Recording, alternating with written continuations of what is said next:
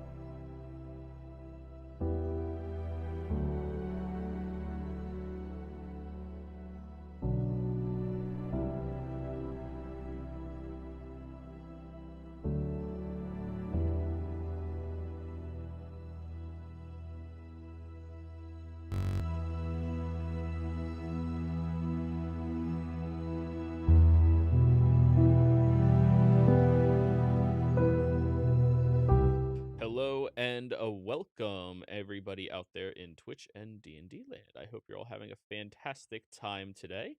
Now, before we jump into the action, don't forget to like, comment, and subscribe if you enjoy this content. If you are interested in joining our community, then you should reach out and be sure to let me know. We do have open slots available, and it would be tremendous to have you join in. Oh yeah, we're not on Twitch. We're on YouTube. Just YouTube. Just YouTube. I need to get fixed on saying all of that more properly. But anyways, if you're interested in joining any of our campaigns, we do have open slots available. Be sure to reach out to me and let me know, or you can join our Patreon down below, which allows you to support us and get you set up with a one-on-one with me to see if any of our games are suitable for you. Anyways, let's just get into the game. Hi, players. So, Dorzen, what happened last session? Well, what had happened was the party decided to have a nice little huddle inside a house. And we've effectively been gathered a nice little long scavenger hunt list of all the epic items that we need to go through multiple things and beat a bunch of people to get. And we concluded that the best place to start this would be on Jorhas in the ruins of Dracadia. Draconia. Deciding to... What was that? You said Dracadia. It's Draconia. Oh, I'm sorry. Dracadia is a different place. That's the only reason I'm saying that. Okay. Party then decided to ride the fart clouds all the way across the lake, avoiding the one settlement that was there, and upon reaching the valley where the ruins lay, I found a very odd flash and apparently monsters coming out of it. Being the nice, law-abiding adventurers that they are, they decided to go down and investigate. And that's when they found out, well, that's a portal to another dimension, and it's opened by the people trying to hunt us. After a one-sided battle, the group then began investigating the valley for the Broodstone, which held the city aloft before the Chroma Conclave. And surprisingly, found it pretty easily. Only problem is, it's in a big giant rock pillar. While some of the group decided to figure out, how the heck do we move this thing, a few others have gone to explore the rest of the region, coming across what apparently is a library. I believe that's where we left off? Well, you discovered the library, and after the siege weapon was wondering how you were going to open a door to the rogue, you finally figured out all you had to do was speak a single word in Draconic, and it would open. Or no, you actually picked the lock, didn't you? Yes. Yeah. You did it the hard way, sorry. But anyways, I'll fast forward you all an hour or so. Through the quick thinking and ingenuity of the party, you managed to break open that large stone and carry the partially broken, shit, what the fuck is that thing called again? Broomstone? Broomstone, thank you. Broomstone over into the library, and you all step inside. Allow me to drag you over and show you where you are.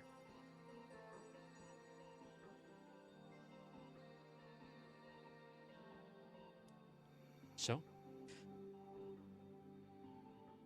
you all step inside, and you see that this is a very lovely, lush location. The walls and sconces are filled with these purple glowing orbs that allow light to persist and emanate all around you. Before you is a large reception desk, or front desk, that, well, I think only Jimmy and Jerigway would be aware of, is very standard for libraries, especially public ones. You all begin walking forward, and this place looks relatively unscathed, untouched, despite everything else that you've seen. And Kuma, you are struggling a little bit to carry the broomstone by yourself. It's a two-hander. I want to like drag it over and like put it like right here All right. for now. You place it on the ground, and it very loudly. Set it down gently. Okay. It's an oval shape. What do you expect to happen? Go ahead, Sylvan. What were you saying? Was Sylvan concentrating on any spells at the time? Not that I can think of. However, your fart cloud is over. Yeah, your fart cloud's over. Okay. Actually, let me look at your spell list to confirm. We did cast Pass Without Trace before we battled those shadow things. That was well over an hour ago. Yeah, that's what I thought. Yeah. Yes, your current spell slots are accurate. You did have to use a few of them at the party's request. Yep, that's the one that's gone. Okay. It's already been over 8 hours. You guys flew here. Whee! So anyways, you all step up into this area, and Jaragway, you have to admit, this place reminds you more of home than anywhere else you've been to in this world. This place, it reminds me of home more than anywhere else in this world. Really? Yes. I was half expecting you to go, no, I was fucking with you. So your home is a library. Sometimes. Is yours not? No. No. Well, Jamie, I guess this would be the best place to find any knowledge on the broomstone. If you want us to help search the library for that, if you want. Well, let's be cautious. We don't know if anyone or anything is here. I mean, the door was locked.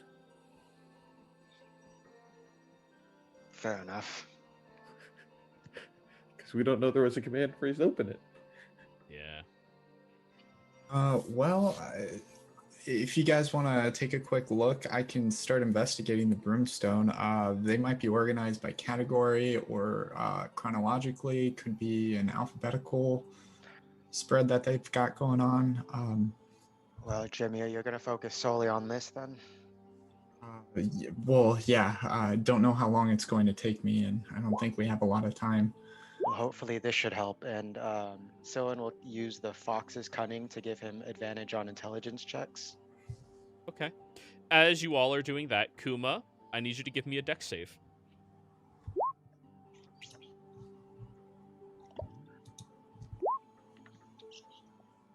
$25. As you step up to that area, you see the purple globes turn red and shoot blasts of fire crosswise over towards you, and luckily you nimbly dodge out of the way of them. What in the hell?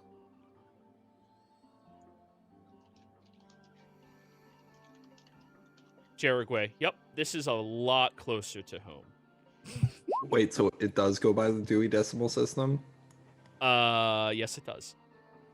Okay, she's gonna go to the area that's like about tethers on people. Okay. So, Jaragway, give me a dex save.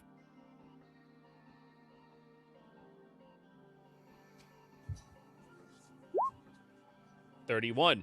You are also forced to leap backwards as you see the four of them glow and shoot after you. Apparently, the security of this building does not want you to be walking around currently. We need a past card, like a library card.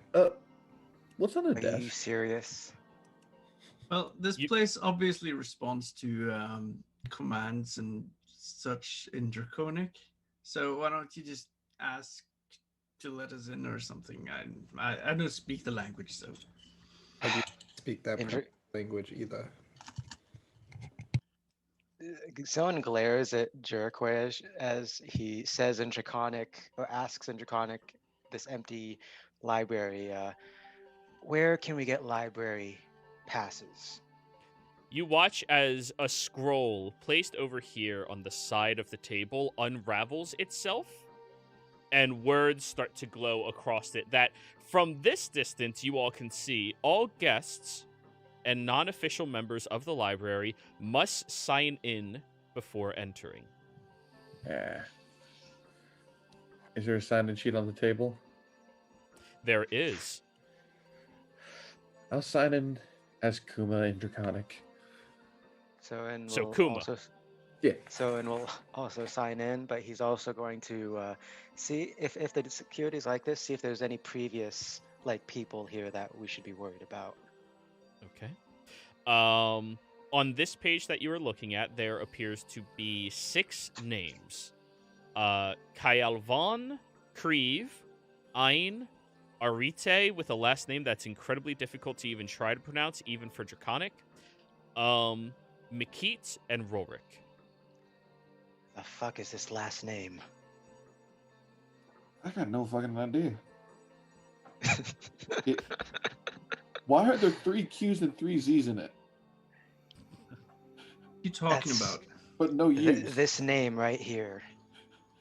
This Arite oh my god, that is harsh on the tongue, even for Draconic. Jaragway, you can't stand over there, or it will continually shooting fire blasts at you. You have to be on the other side of the desk. Yep. I mean, you could probably dodge for a while, but eventually they will get you. So, do you all sign in? Yeah. With your names? Dorzin will sign the cavalry. Okay. I don't have any other name. I'll sign in as Glilfilda, the hooker of Hoverton. Okay. Everyone else, when you step forward, it's perfectly fine. When those two attempt to, they're getting blasted at. Oh, god damn it. When you say those two, I know Mary for sure, but who was the other one? Because Dorzin. That's not his name. okay. You never got it legally changed. Damn it. All right, fine. I'm gonna check out this side of the library. All right. Jerry's checking out that side. Yeah, because I thought the Dewey Decimal System would have put tethers on the far side. Soren will ask in the empty room in Draconic, since it worked the last time, is there a guide here that will assist us in finding our books? The scroll shrinks and then unravels yet again. This library is limited to different floors based off of your connection to Draconia as either an ally or a fellow scholar that is given permissions to enter. Different floors have different accesses to different learned texts and developments of magic, as Draconia knows up to date N/A.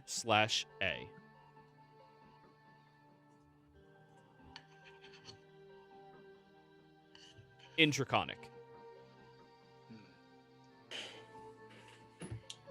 Soren translates that to them, and in Draconic he also asks. Yes, Kuma is the only one who knows Draconic here too, right? Yep. Probably.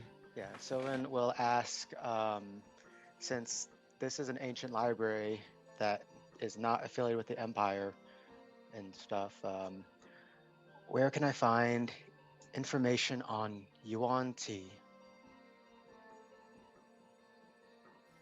The door in front of you shifts and gets a little bit of a purple glow to it. Hey, Silver, Enter can in. you ask if there is any section not written in Draconic, or if there is I don't know, some reading glasses or something that translates. I don't know. And before Soen goes through the purple haze door, he'll say to the empty room in Draconic, she wants to go to the adult section, and then walks through the purple door. Glare at Silren, suspecting mischief, but not sure. Silren, as you roll me a perception check, Silren. I'm theoretically good at these. Mhm. Theoretically, of course. Okay. You don't notice until after you enter in that the door shifted colors. Shit. And then it closes. You asked for the adult section. See, that's why Soen doesn't do that shit. It backfires. I'll place you over here. Everybody ignore that he's on the map. Silren, you're going to a different map. God damn it. Where is Silren? There. Boop, boop. In Draconic, is there a section on the lizard folk of Marquette?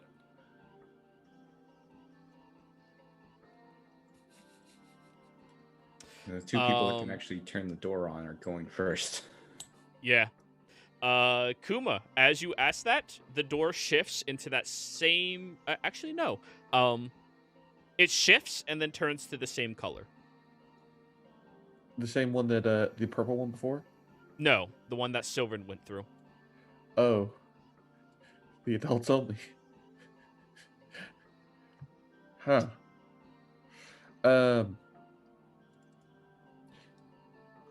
Is there a section on the Broodstones that keep the city afloat?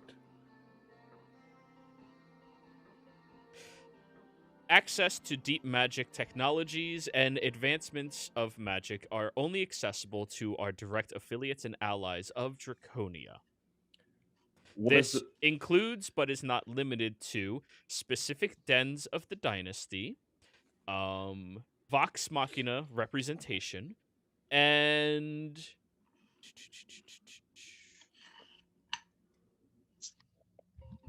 the Wisp. The Wisp? You ask that, and then it shows the Wisc Collective.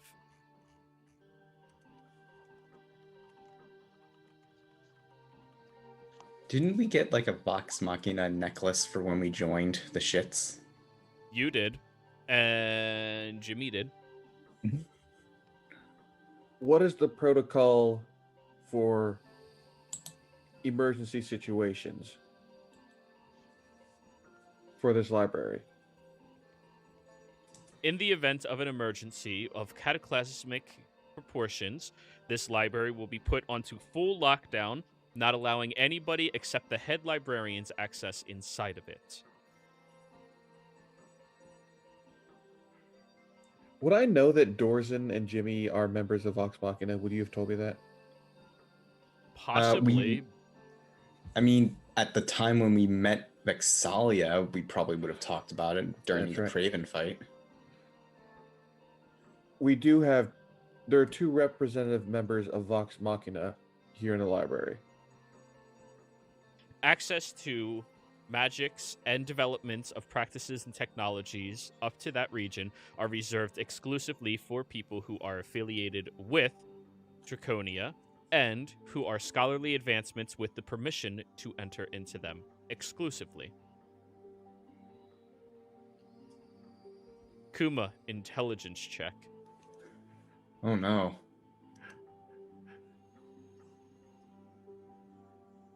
Come on.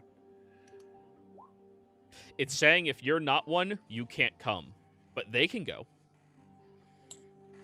Well, you guys can go to the section that has the knowledge on the Broodstones, but we can't only because you two are members of Vox Machina.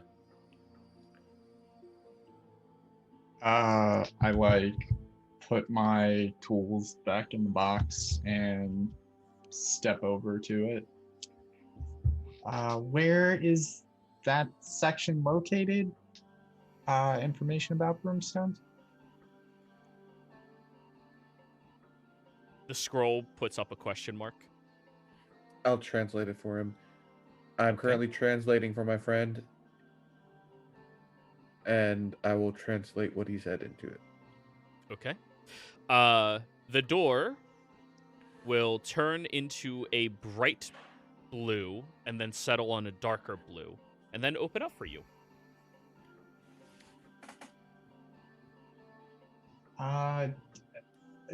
Do you want to come along, Dorzen, or are you good here? I'll join you. Okay. We go All right. inside. Let me move both of you over to the proper map. I can actually help with magic item bullshit now. Yay! Are you an apprentice, Jimmy? Mystic Conflicts gives me advantage on checks involving magic items. It's good to have another. So I put the two of you up there, but as I said previously with Sylvan, we'll get to you in a moment. I just want to figure out where everybody is going before we start resolving anything. So, now down here, there is Mary, Jaragway, Kuma. Yeah. Mary went through. Before Jimmy leaves, I'll ask him, hey, Jimmy, do you have one of those translator things you have, Mick? I mean...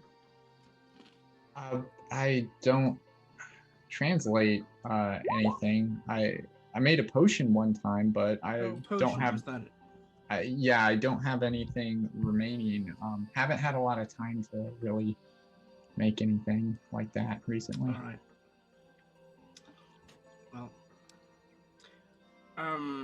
Kuma, can you ask if there is any, maybe Elvish or Primordial sections? Section on any sections not in Draconic. Sections on Elvish and Primordial, not written in Draconic. It shows you. Would you like a designated translator? For my friend, yes. Very well. The book on the left-hand side over here.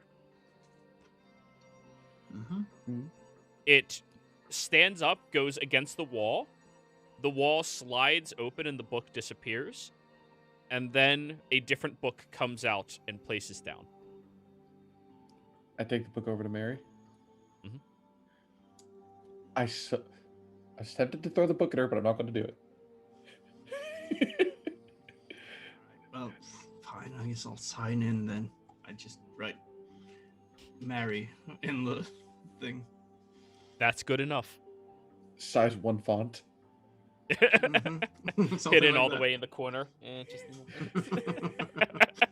Nobody will ever see it. Actually, yeah, roll me a are you proficient in the Calligraphers? forgery or calligraphy? Yeah, forgery kit. Okay, roll me that utilizing dexterity. All right. Because next person who comes here, it'll be a DC to see if they read the name. 21. Okay. Let me just mark that down real quick. Sorry, we are laughing about this. 2 of the players in this game are in the other game that have already been here. But yeah. Welcome to Living World, bitches. I take the book from Kuma and just thanks. Yep. And start looking at it. It's completely empty. No writing, no text, nothing. And they'll ask the book again for Lizardfolk or Marquette and go through that door once it changes. Okay. Leaving everybody else down here. So let me put mouse work. Kuma there, Dorzen there, you there, Jimmy here. So Jaragway and Mary are stuck here. Mary, your book is completely empty, but it is the translator, so have fun trying to figure out how it works. Upstairs, Sylvan, did you roll your investigation? No, I didn't think. I don't remember you telling me to. Oh, I typed it in chat. Oh shoot.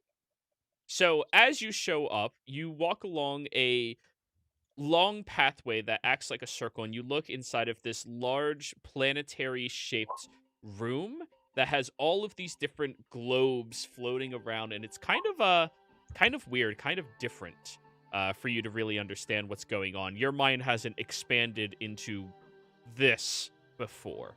And as you walk around, you get down the stairs, which were over here, and you look over at that bench, and piled on top of it is 15 smut books.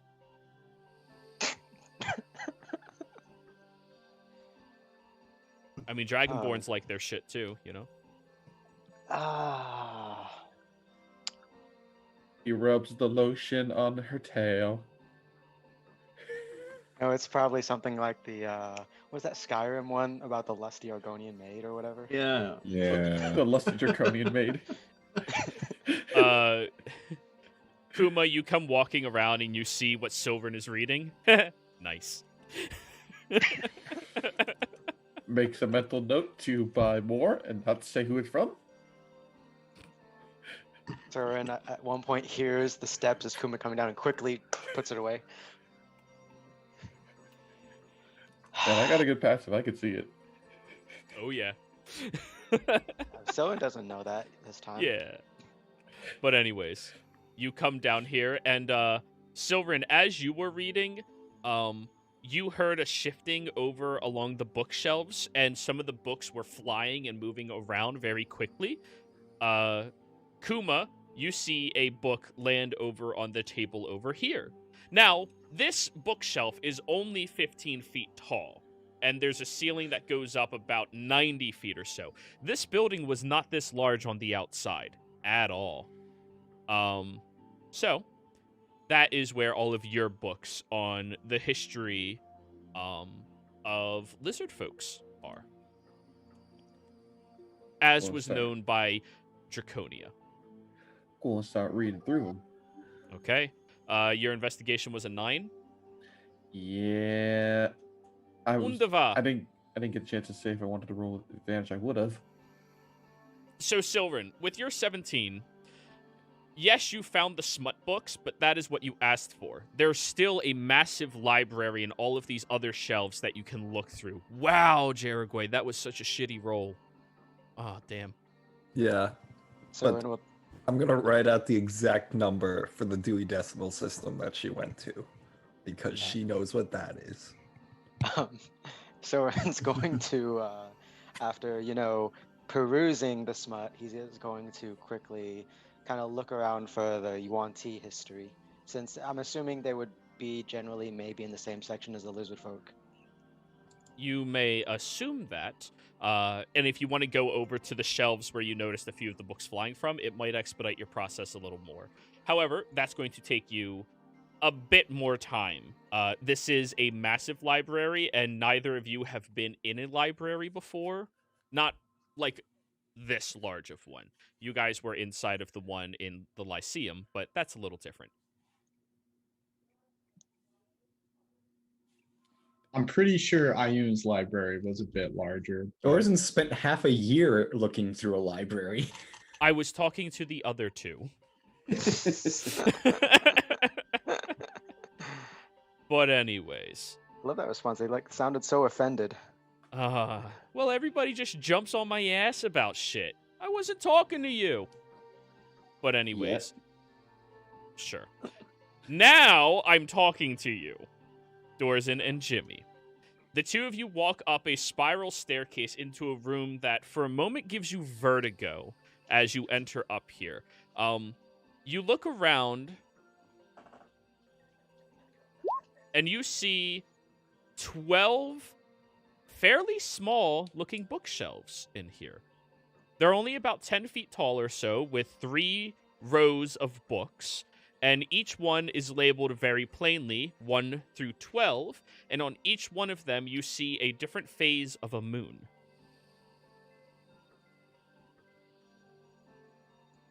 Do we recognize the languages that these are written in the book titles?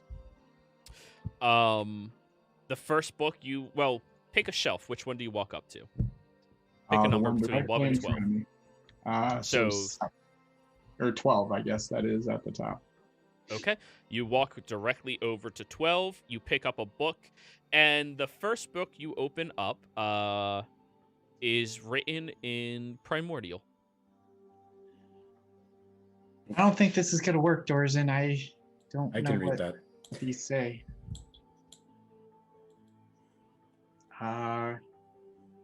Can you read all of them? I can read I can read the primordial ones, the sylvan ones, the thief ones, and the celestial ones. Okay. Well, we can definitely look around, or we can go back and maybe get some help. Guess I can try this real quick. I'm going to take out 2 nuts, 1 in each hand, and I'm going to cast Magic Mouth on one of them. And that nut is going to say warmer. If I approach anything that has the title of Broodstone in it, and the other one's going to be colder. And I'm going to start magically moving around the room and seeing if I get a reaction from them. That work? I will link it. I'm not sure. It's up to Jero. And this is Magic Mouth. This is Magic Mouth, yes. Anything that is visible within 30 feet, they can react to. Within an object in range, the message that is uttered when a triggering condition is met, which is that or that. Choose an object that you can see and that isn't being worn or carried by another creature. Then speak the message, which must be 25 words or less, though it can be delivered over as long as 10 minutes. Finally, determining the circumstances that will trigger the spell to deliver the message. When the circumstances occur, the magic mouth appears on the object and recites the message in your voice. And at the same volume you spoke. If the object you chose has a mouth or something that looks like a mouth, for example, the mouth of the statue, blah, blah, blah. When you cast the spell, you can have the spell end after it delivers its message, or it can remain and repeat its message whenever the trigger occurs. The triggering circumstances can be as general as a detail as you like, though it must be based on visual or audible conditions that occur within 30 feet of the object. For example, you can instruct the mouth when a creature moves within 30 feet of the object, or when a saber bell rings within 30 feet of it. So there would have to be a physical change of environment that would proc it to work, which means theoretically this works, but you're going to have to grab each book and flip through it to get an answer from the mouth instead of just walking in circles. So this will work, but you're going to have to grab each book, flip through it quickly, and it says cold or warmer. Okay. I mean, there's only 12 shelves. I'll get to work. I'll let Dorzen know what I'm doing. If you want to go and maybe grab somebody else, but I'll just start going through this process. I've burned 2 of my level 2 spells, so. Yep. And don't forget your 20 GP of Jade Dust. Yeah. So anyways, that's what you're doing. Dorzen, what shelf are you starting with? 12?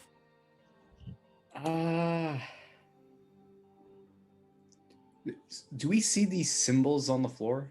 Yes, you do. Okay. Do we recognize these symbols? Roll me a religion or history check. Your call. Oh, they're both horrible.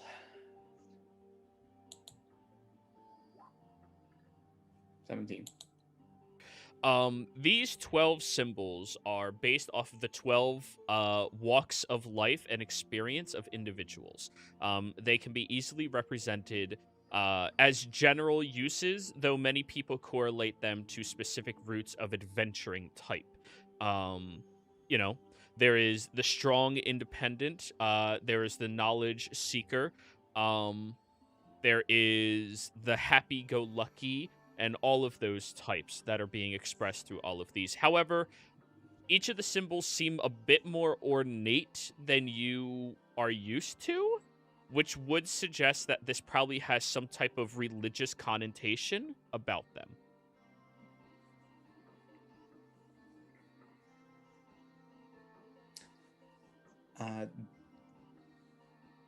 I'm going to assume 12 is the knowledge seeker one with the magic book. You can make that assumption if you would like. You also can see the phases of the moon on the back of the shelves, correct? Mm-hmm. Yeah. Yeah. Okay. Just making sure. Yeah, I'll help Jimmy look through books, but I'll start on like the opposite end and go through what I can. I'll go through the ones I can potentially read while he's checking for the stuff. All right. Thorzen, So do you the- want to use my other stone? My nut? Let's not put all our nuts in one basket. Okay, sounds good.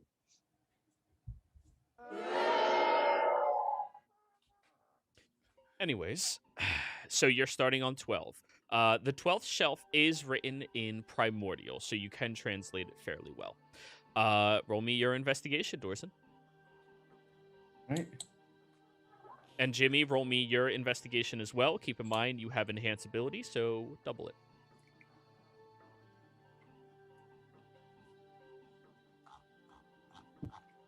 This would be a +5, so 15. Okay. What languages do you understand, Jimmy? Common and Gnomish and Halfling. Okay. Shelf number 2 is written in, well, many of the books are written in Halfling, as well as other languages you cannot easily discern. And shelf number 1 is written in Gnomish, as well as many other languages that you cannot discern. Cool. Alrighty. So yeah, we'll get to you when we can begin resolving that. Back to the people stuck in the library. Jerigway, what was your roll? 15? Yeah, it was 15. This section, the Dewey Decimal System is what everything is labeled as inside of this establishment. However, it is based off of each individual room and section. So this area down here, you can count on the left-hand side, is sections 1 and sections 2. So 100s, 200s. Where you are is 3 and 400s. Within this limited space of information that they have, which would suggest further in sections would be 5, 6, 7, 8, 9, 10. Okay, so if I'm in 400s, I'm pretty sure 400 is a language. She's gonna reach for a language book for Draconic to Githyanki. What was your investigation? 15? 15. I'll allow it. You find a book that can translate Draconic to Githyanki. I don't know how they have our language here. That is disturbing. However, on the other side, Mary, what was your investigation? I haven't rolled it yet. Oh. I was going to hold the translator book in one hand and just keep it open. And, Yep. Oh, well, no, I'll keep it closed and then touch my other hand up to another book that I can't read the title of. Okay. See if that does Um, anything. Roll me a D100.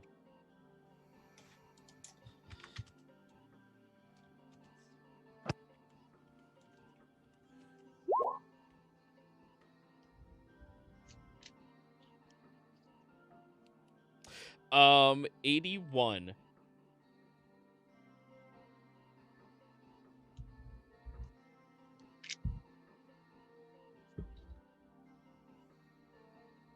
As you are holding your book shut and you touch the other one, after about 20 seconds go by, you see the cover of your book matches the cover of that other book, and it says "The Crystal in the Ice" in common. All right, well, that's helpful. Ugh. And I take the book up to my face and just tell it. I intimidate it to just work faster. Roll an intimidation check. Oh, really? Shits and gigs. Shits and gigs. Yeah. 27. Okay. The scroll behind you shifts and shows something else. Okay. I'll But you go can't read over- it. Yeah, I'll go over and touch that as well and see what the. All right. Your book opens up. Magic takes time to translate. If you need faster translation, please get yourself one of the librarians. NA is available working this shift right now. An A? N/A. Okay, yeah. Ugh, fine. I'll go over and first just look for books or any sections that I actually can read the titles of the books. What languages do you speak? Dwarvish, Elvish, and Primordial. There are a handful of books in this area that are written in Primordial, but no Dwarvish or Elvish. All right, I'll go over to those books then. Okay. You take out a couple of them, and they appear to be, God, a second. I have to get that up now.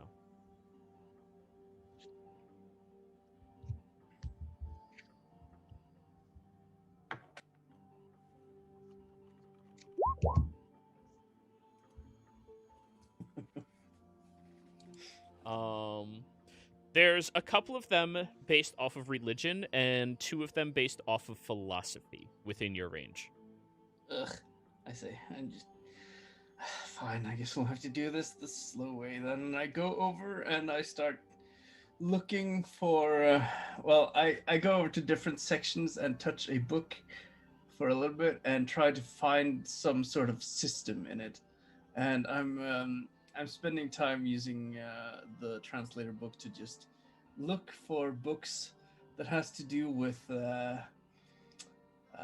elaborate swindles and yes, Ponzi schemes or something like that. So elaborate swindles. The door will shift and then open up for you. Oh. Over here. Over where? Can you... Towards the middle of the room. Oh, right. Yeah, over there. Yeah. Inside, you see a nice little facility filled with sand, water, rocks, algae, a couple of wildlife. It seems to be a living ecosystem. And then the door on the other side opens up for you. Look around. The library has more sides. I look around, puzzle, and then I look back to Jerique, shrugging. Do you want to come? I have an idea. She's looking through the Githyanki to Draconic dictionary. She says, "Do you know the word for librarian in Draconic? It seems that there's no one working here, and they are in desperate need of a new management." Ooh, hey, maybe if you... No. No, I don't know that word, but maybe we could apply for the job and maybe it would give us some privileges or something. That is my idea. We will become the new managers.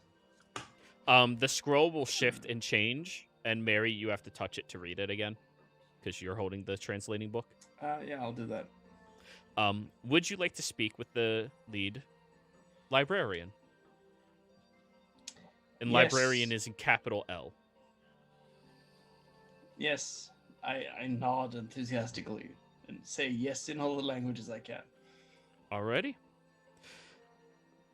The door in front of you closes, and a few moments later, it opens back up, and you see flying there appears to be a rod that has 3 faces on it.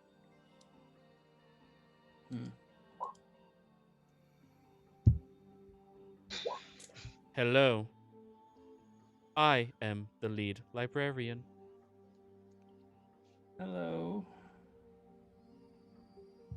Are you in need of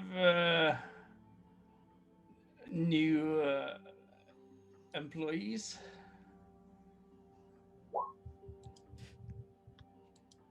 I am capable of keeping up with the demand of the people who visit. You all are our welcomed guests. First ones in 32 days. 32 days. Okay. Do I immediately recognize this thing? Roll me an Arcana check. Okay. Out of character, is this Omen? Did we just find Omen? 19. Incredibly advanced civilizations of magic have been able to produce magical sentience in a way where they can learn, they can grasp information, and even attune to objects and stuff. Now, most commonly, you, Jerigway, are aware of war forges. They exist in your realm, but this realm has not seemed to be capable of supporting them, at least as far as you've been able to see. I mean, maybe Jimmy could make one, but that's a little far-fetched. However, this creature seems to be on par with the artificial intelligence level that your academy had to execute because they learned too quickly and too fast and were not able to be controlled.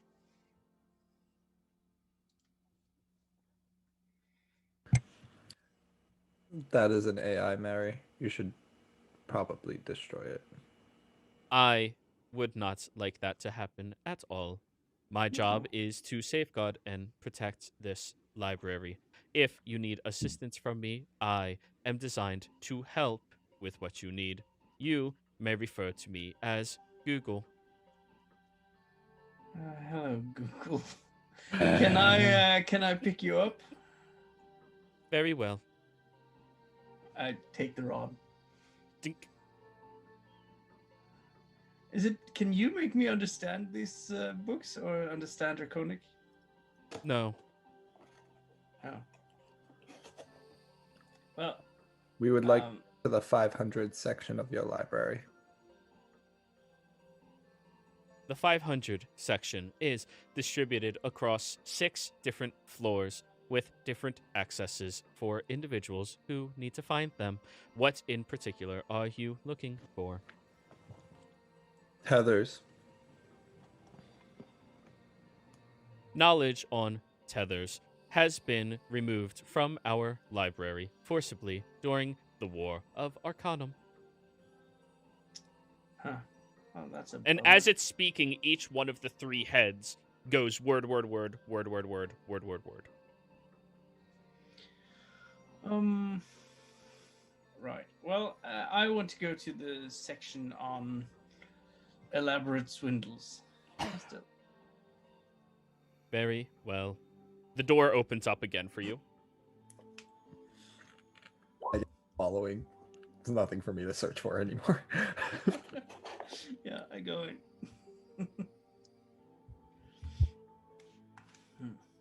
So go ahead and walk over to the other side, guys. Mary, you yeah, might want to just- look the other way. Yeah. Yeah, I wasn't on the map for there, so. No, Mary's gonna moonwalk in there, man.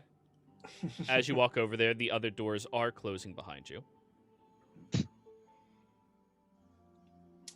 And you see that there's a much larger section to this library. Jerigway, move in.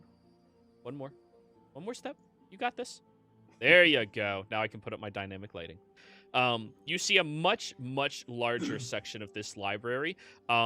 There's a staircase that seems to lead higher up to different areas, though it is sectioned off with rope that says do not enter. And you see on the left-hand side is where you have 500, 600, 700. And on the right-hand side is 800, 900, 1,000.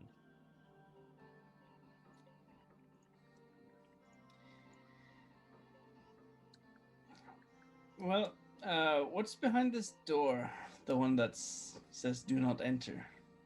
That is the stairwell that leads up to the higher floors. Unfortunately, our maintenance crew is 7,826 days late for the reconstruction of the stairs. We understand maintenance. If you need maintainers. 7,000 days. How much is that?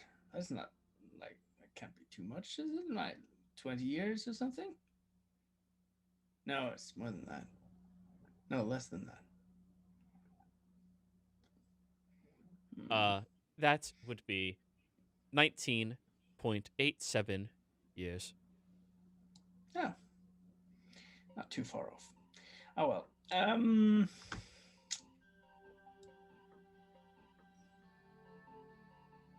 But I thought this place fell like 100 years ago or something. 123 years ago. But you still had maintenance here 20 years ago. Maintenance was needed after the last group of inquirers that tried to utilize our library. They Oh. tried to steal books. When they tried to escape, they ended up destroying our stairs to the heightened floors. I put in an order for maintenance. They Oh, I still see. have not shown up. I am quite displeased with them. Yes. That's reasonable.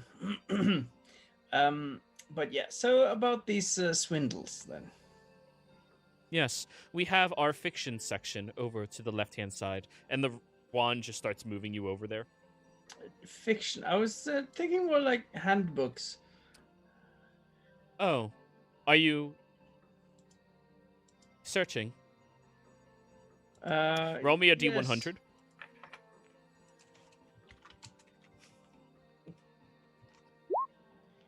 Yes. 86. Okay.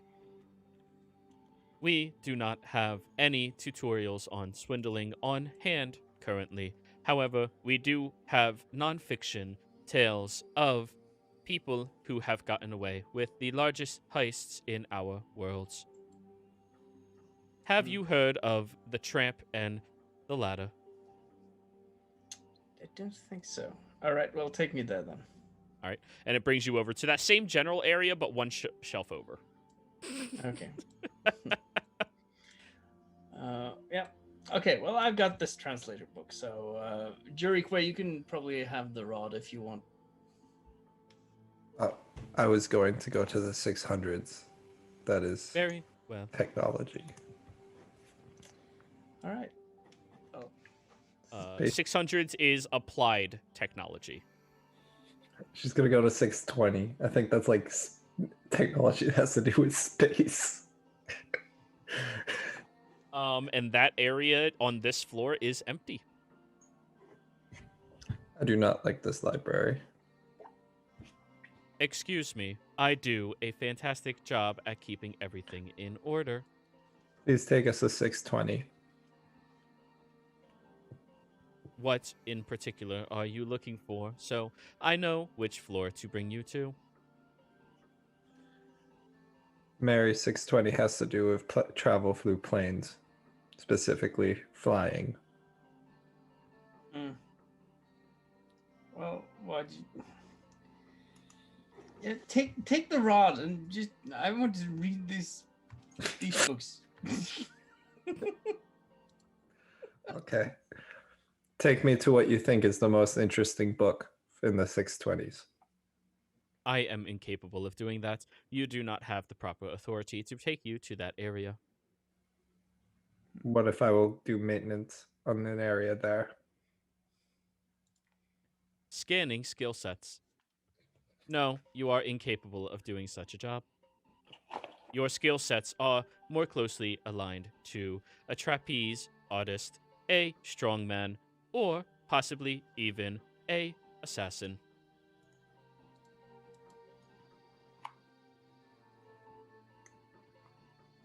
Okay. Recalculating. You have a 96% match as a registered assassin.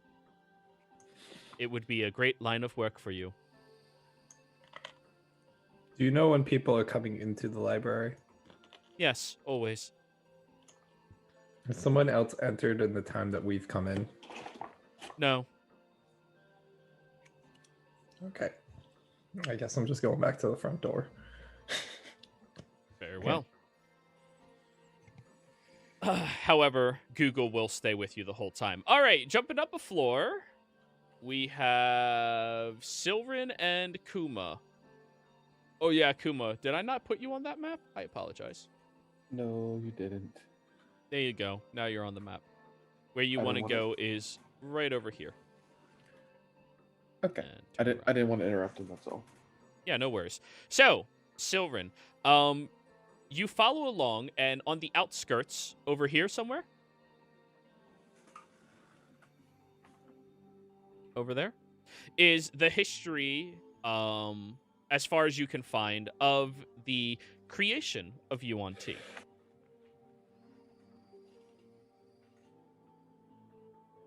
So, Silverin, what was your role on investigation again? 17. Unless you want me to 17. do a new one. No. That was the role to get to here. So there is a book, in this section written in Primordial, which you can read, correct?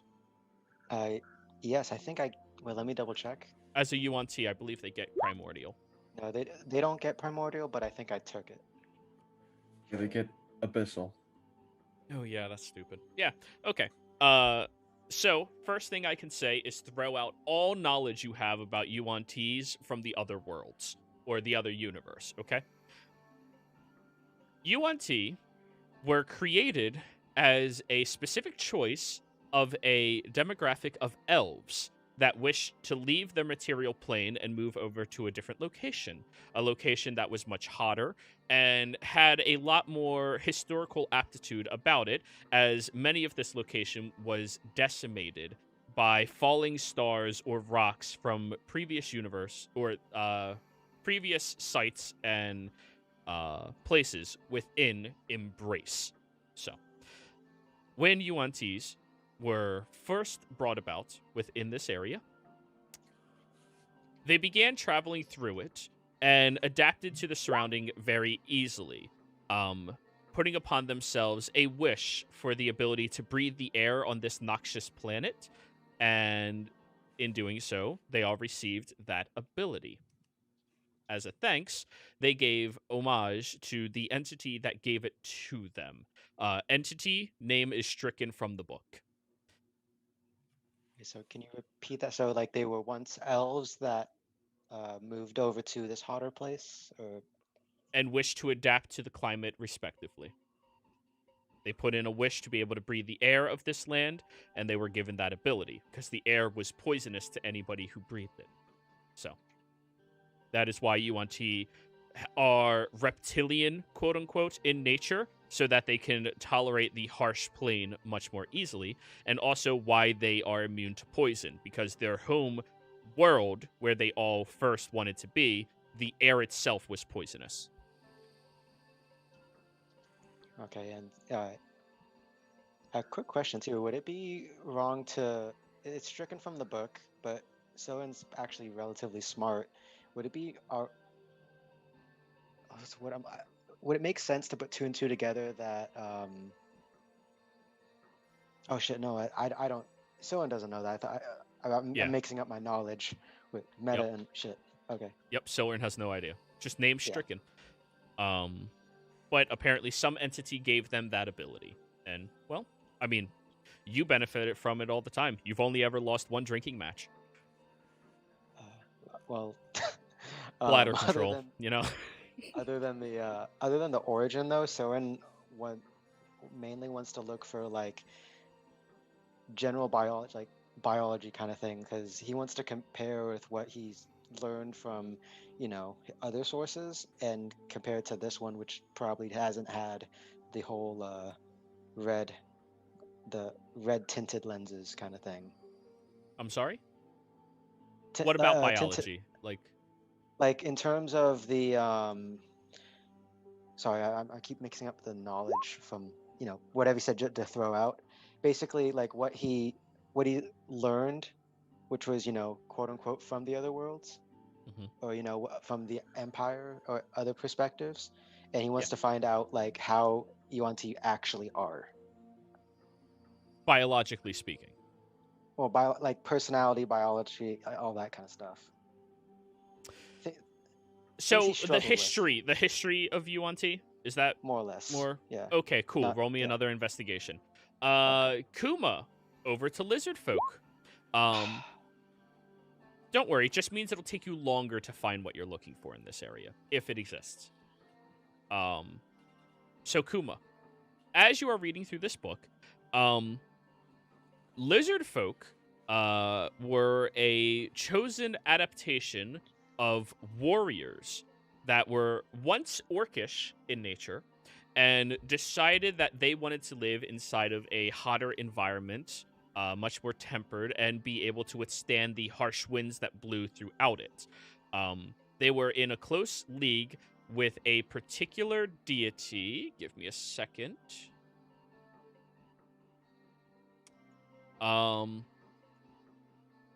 They were one of the first races that were adapted from the original races out of Irene.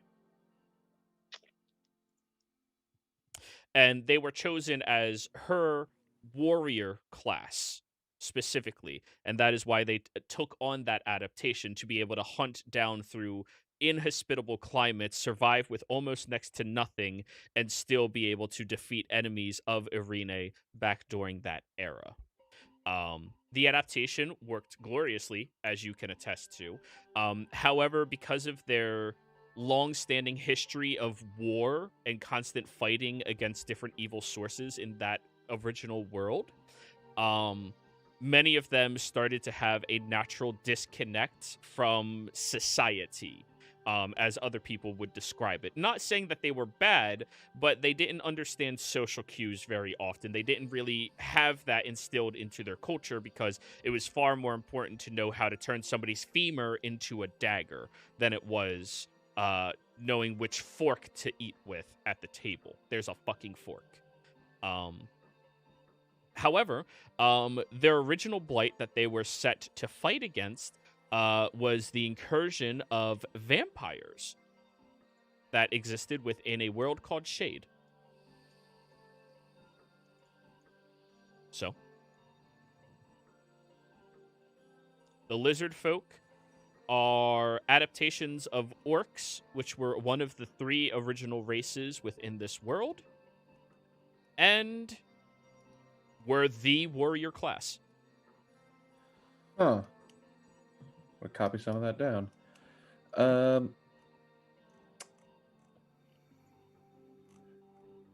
Could I ask the library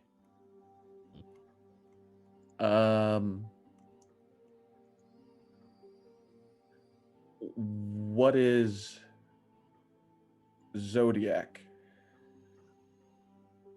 Because I got that from Tundris. Mary, downstairs, as you are speaking with Google, or sorry, not Mary, Jerigway, complaining, I believe you would have a 52% accuracy rating for being a librarian. Better than most individuals. However, the job would still not be as suitable for you as an assassin. Oh, somebody in here is looking for information. I must see. go. I could do that. Take that. It vanishes from your hand. I hate AIs.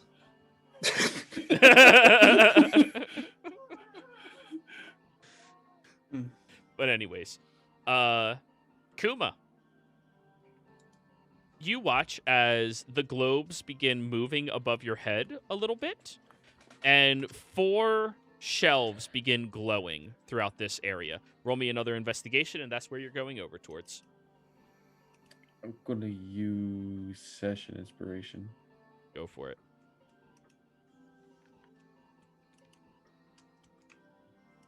Very good. All right, we'll get back to you when we get back. And over to the other 2. Jimmy, your investigation was a 15, correct?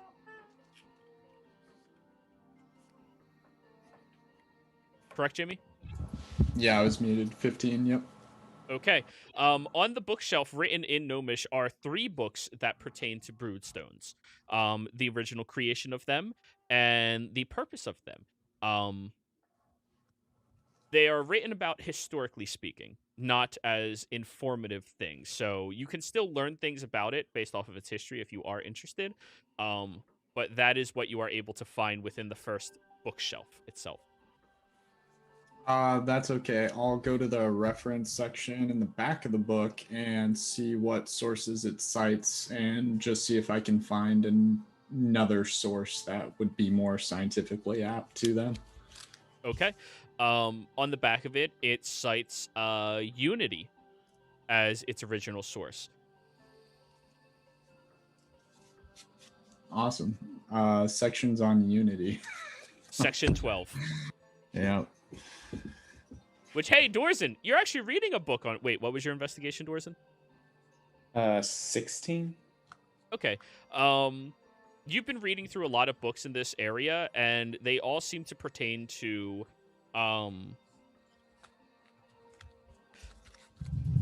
the beginning of things, as they were known, and as is known by Draconia themselves. Draconia has a theory that many of the worlds within their realm all spurred from Unity in some capacity. All of them are linked into it in and of themselves. Unfortunately, aside from that, you do come across a civilization of incredibly adept and incredibly intelligent individuals that were among the first within Unity, referred to as the Gnomes. One of the original 3 races inside of the universe. And as such, they were magically far more advanced than any other group or civilization, and far more motivated to discover the limitations that magic held, including how to develop their world and how to rip cities from the ground and magically make them start floating. They were the first ones to think of how to do this.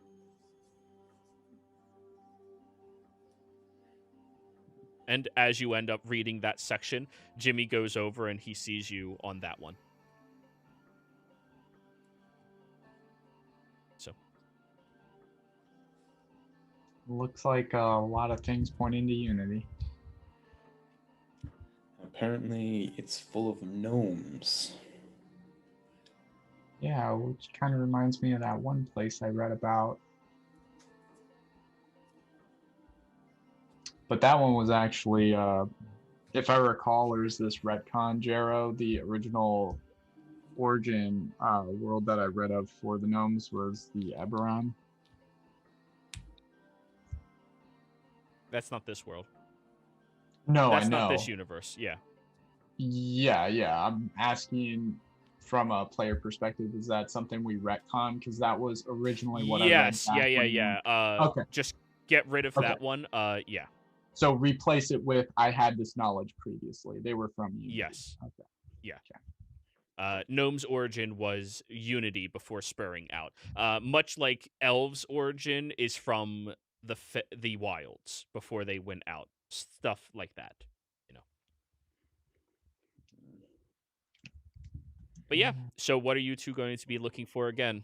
Jimmy, are you going to just keep using your magic mouth stuff to try to find information on them? Or are you going to pinpoint a more specific area? Until I'm getting no response from the warmer one, I'm going to systematically work my way around the room. All right, roll me another investigation. Dorzen, what are you doing? I'm going to see if there's any books on creating broomstones or the maintaining of them. All right, languages you understand? Celestial, Sylvan, Primordial, and Common. Okay, roll me an investigation. I would like to use my session inspiration for this. Yep. And guidance. All right, roll your d4. Jimmy, don't you have advantage on it? You don't just get a +5?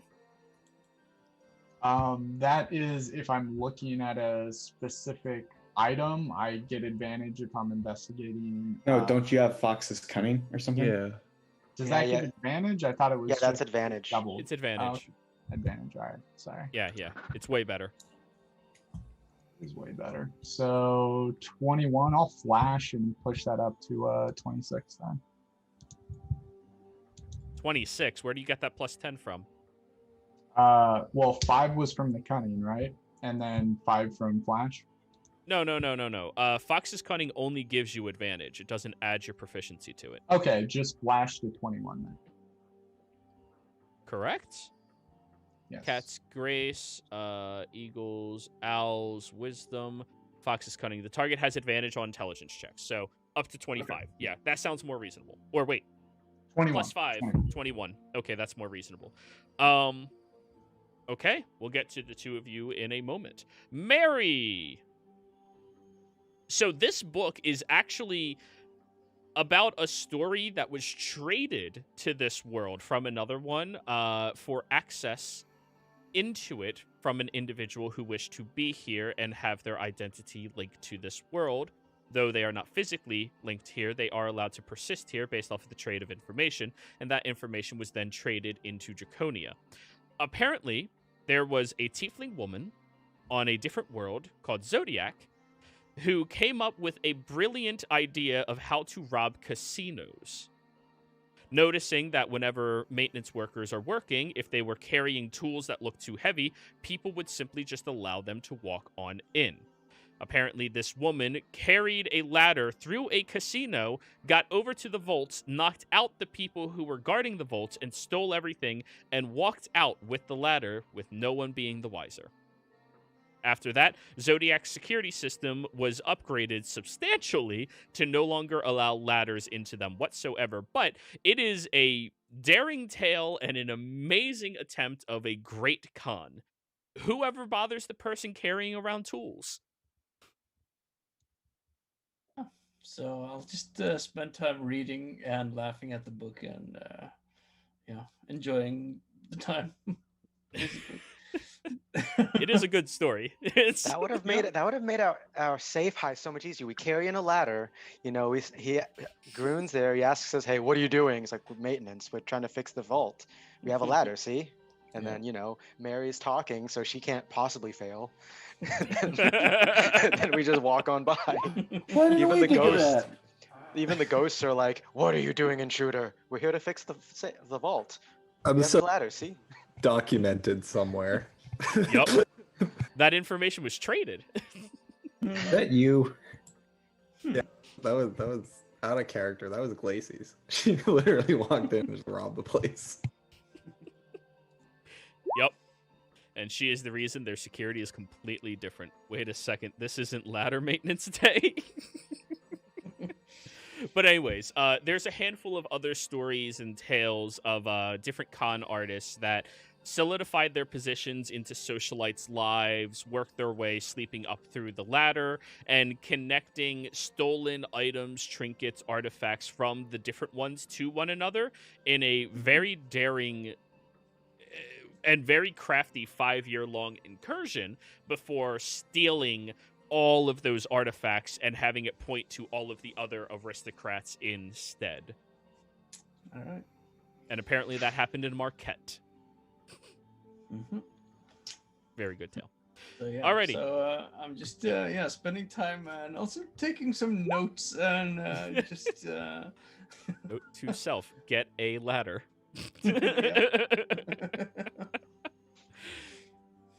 Yup. 2 full bags of holding. That's so much. Yup. Was Casino, lit- robbed them blind. The most gold I think the party ever had. Any group ever had. Period. What was it, like Anyways. $1 million? No, 400,000 gold. Oh. Yeah. Enough to buy a small city. That sounds like a dragon's hoard worth of gold. It's pretty good. Anyways, Jaragway, Google disappears, and then a moment later reappears. Please, do not become the anti-librarian. It would be unfortunate if I had to kill you. Cleaning is difficult. I have no hands. What would you say your odds of killing me would be? Scanning. By yourself. 62% success rate on my behalf. Just gonna look at it. What about with the girl back there? Scanning. It disappears. Mary, right beside you, you see Google just appear beside you and one of the heads looking at you. Hey. Hello. Disappears back to you, Jaragway.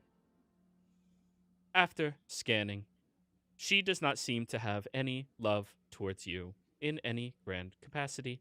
I'm sure I could offer her something to not intervene, maintaining lower my possibilities chance down to 58. She made a 4% difference. Because she could be bought. She might be able to be bought off because she doesn't care about you. She's known Jerry Quay for like 4 days or something. Yeah. It's like, would you like access to one of our vaults of items? Don't intervene in the fight. Like, Like, what kinds of items? yeah. It's like, Anyways, You notice you have the rivalry with the Snake Man. We have lots of items here that will mess with him. but are you interested in anything else? I feel like your companions, the ones that do like you, are being somewhat successful in their endeavors. what if I ask you to get me the book on tethers and I read it in front of you? That information is limited only to allies of Draconia. As you are the natural enemy of our greatest ally, we are not at liberty to give you that information.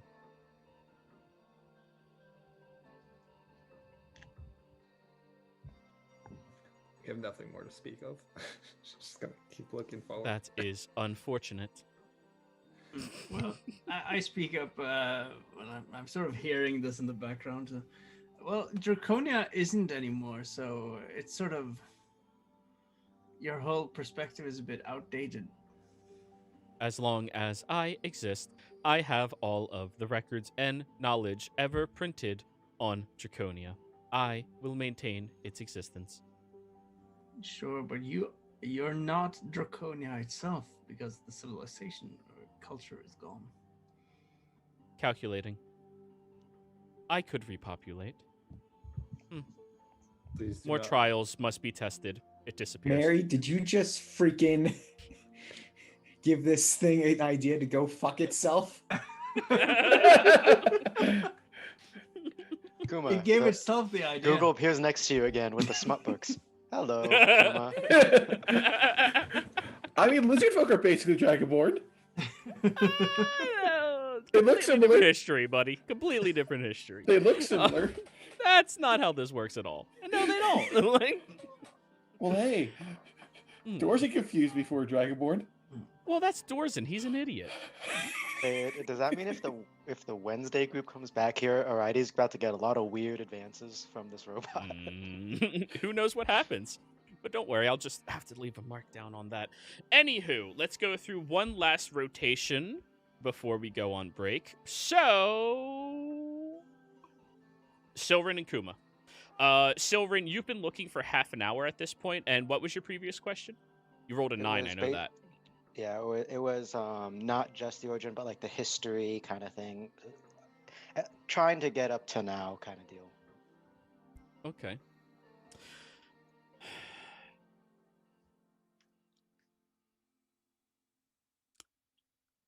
So, the known whereabouts of Yuan-Ti's culture and civilization inside of Exandria is what you are looking for. Right, close enough. I can, yeah. If someone knows that, he can ask them himself. Yep. Yeah, unfortunately you didn't roll incredibly high. Oh, that's the Wildemount map. That's not the one we need. We need Exandria. Okay. So give me a second to look over everything. There were two But it's the one locations. we deserve. There are two locations where the Yuan-Ti first arrived and were documented as being in Exandria. And by documented, that means somebody wrote it down somewhere, and the information got passed along into this area. The first known location was in the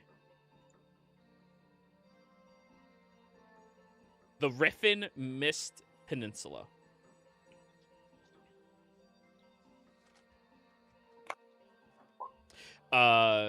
Within the jungle itself of the Riffin Mist, they populated the area very quickly and terrorized it as their own home. Was back during or before the Age of Arcanum itself, and many of them treated this land almost spiritually, and with a grand amount of respect towards it. On top of that, they were also the first group to introduce arcane magic to this section of Exandria. Before that, the native inhabitants or previous inhabitants of the Riffin Mist did not have access to arcane magics to the intellectual understanding. They were capable of utilizing it in other practices, but as far as wizardry, writing it down, copying it, manipulating it, all of that jazz, they didn't have a fundamental basis of that understanding, and the Yuan-Ti introduced it to them first. In addition to that, they appeared within the Agrid Mountains in Marquette, which is to the far north of the Marquesian Desert. Though the ones that terrorize that territory, and by terrorize, I don't mean like, terrifying, more like they Territorialized? inhabited. Yeah, territorize. Thank you. That's the word I was trying to say. Thank you. When they took over that territory, they filled the mountains themselves with their own kin, and were apparently there for a couple of 100 years, right before the Age of Arcanum itself, and nobody knew about it until it was documented. Why they were there is unknown. What their job there was also unknown, but a traveling bard managed to help them with something, and the only thing he could write down is that they had need for assistance against an individual referred to as a true king. But those were the first two places Yuan-Ti were documented as being inside of Exandria. And what is known about them. All right, so still mysteries, but some clues. Okay, close. Good, Yep. good enough. After Alrighty. that, Soen would likely don't just check in on. pick yet. Don't pick yet. Okay. We'll do that after break. Or during break, you guys can pick so I can gather the information. Because we're about to enter into the territory where I may not have that information off the top of my head and actually have to look at all my Google Docs. Kuma, what were you reading about again, and what'd you roll? I asked this time, what is Zodiac? Because I learned that in Tundris, and I rolled a 24. 24. There is very little information within this area in particular about Zodiac. Let me look over at my list again. Within the 100 section, which would be over to your left-hand side, closer towards the beginning, Zodiac is a far-off world not directly associated with Exandria herself, and only periodically throughout different years, for multiple months on end, is Zodiac actually attached to Exandria. Because of the way that the filtering and cycle of the orbits around Unity happens, Zodiac only ever gets close enough to be linked to Exandria once every year, couple of years, and only for a couple of months, and then off for a couple of months, and then on for a couple of months, and such like that. Because of the orbital system, which for you means absolutely nothing. However, it is a different world itself in close approximation and relationship to Exandria herself. And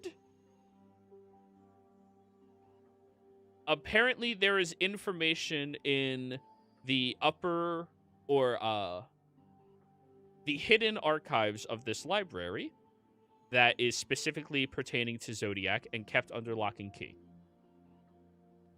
Huh. Which you do not have access to. But Dorzin and Jimmy do. So, that's what you got. Dorzin and Jimmy. Hey, guys. How are I you? just realized how dangerous this library actually is. Incredibly. Why is that? the information they have is pretty fucking high up there. I mean, you haven't learned anything, just stories, more or less, so far. So Dorzen and Jimmy. Dorzen, or Jimmy, what was your roll? 26 or 16? 21. 21. As you are looking through here on information pertaining specifically to Broodstones, bookshelf number 3 has 6 books on it pertaining to it, none of which you can translate. But you could easily bring them over to Dorzen. Dorzen, what were you looking for and what'd you roll? 10? 14? 14, but I just realized one of them was a 1, and I'm with Jimmy, so can I re-roll that one? Only if he's paying attention. Okay. Yeah, and I was looking for like how broomstones were made and like maintained specifically, which probably the 14's not enough. For Sylvan, you're just looking for books at this point that you can actually translate. On bookshelf number 4, there are Sylvan books written from the wilds themselves. And you find one deeper into the history of the wilds themselves about a different civilization that utilizes broomstones in order to teleport its entire city into the wilds during times of strife and battlement.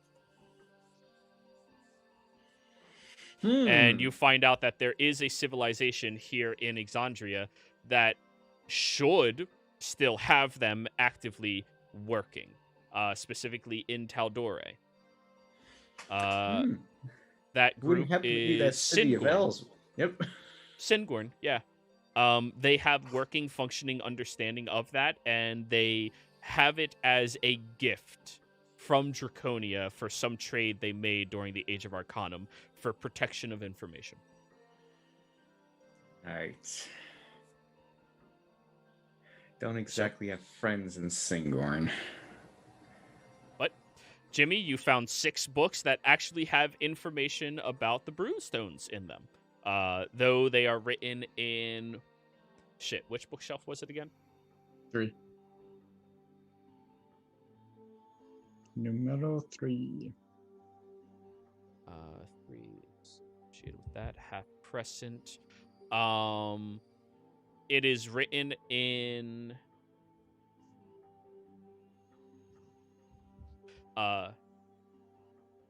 one of them is written in Elvish. One of them is written in Dwarvish. And the last one is written in Gnomish. Yeah. Then the other 3, you don't know their languages. I'm just collecting the books in the center of the room as I'm going around, whether I can read them or not. Alrighty, so we now have our first 6 tomes that might be able to point you in the proper direction, and I think this is where we're going to go on break, everybody. So stay put. We will be right back.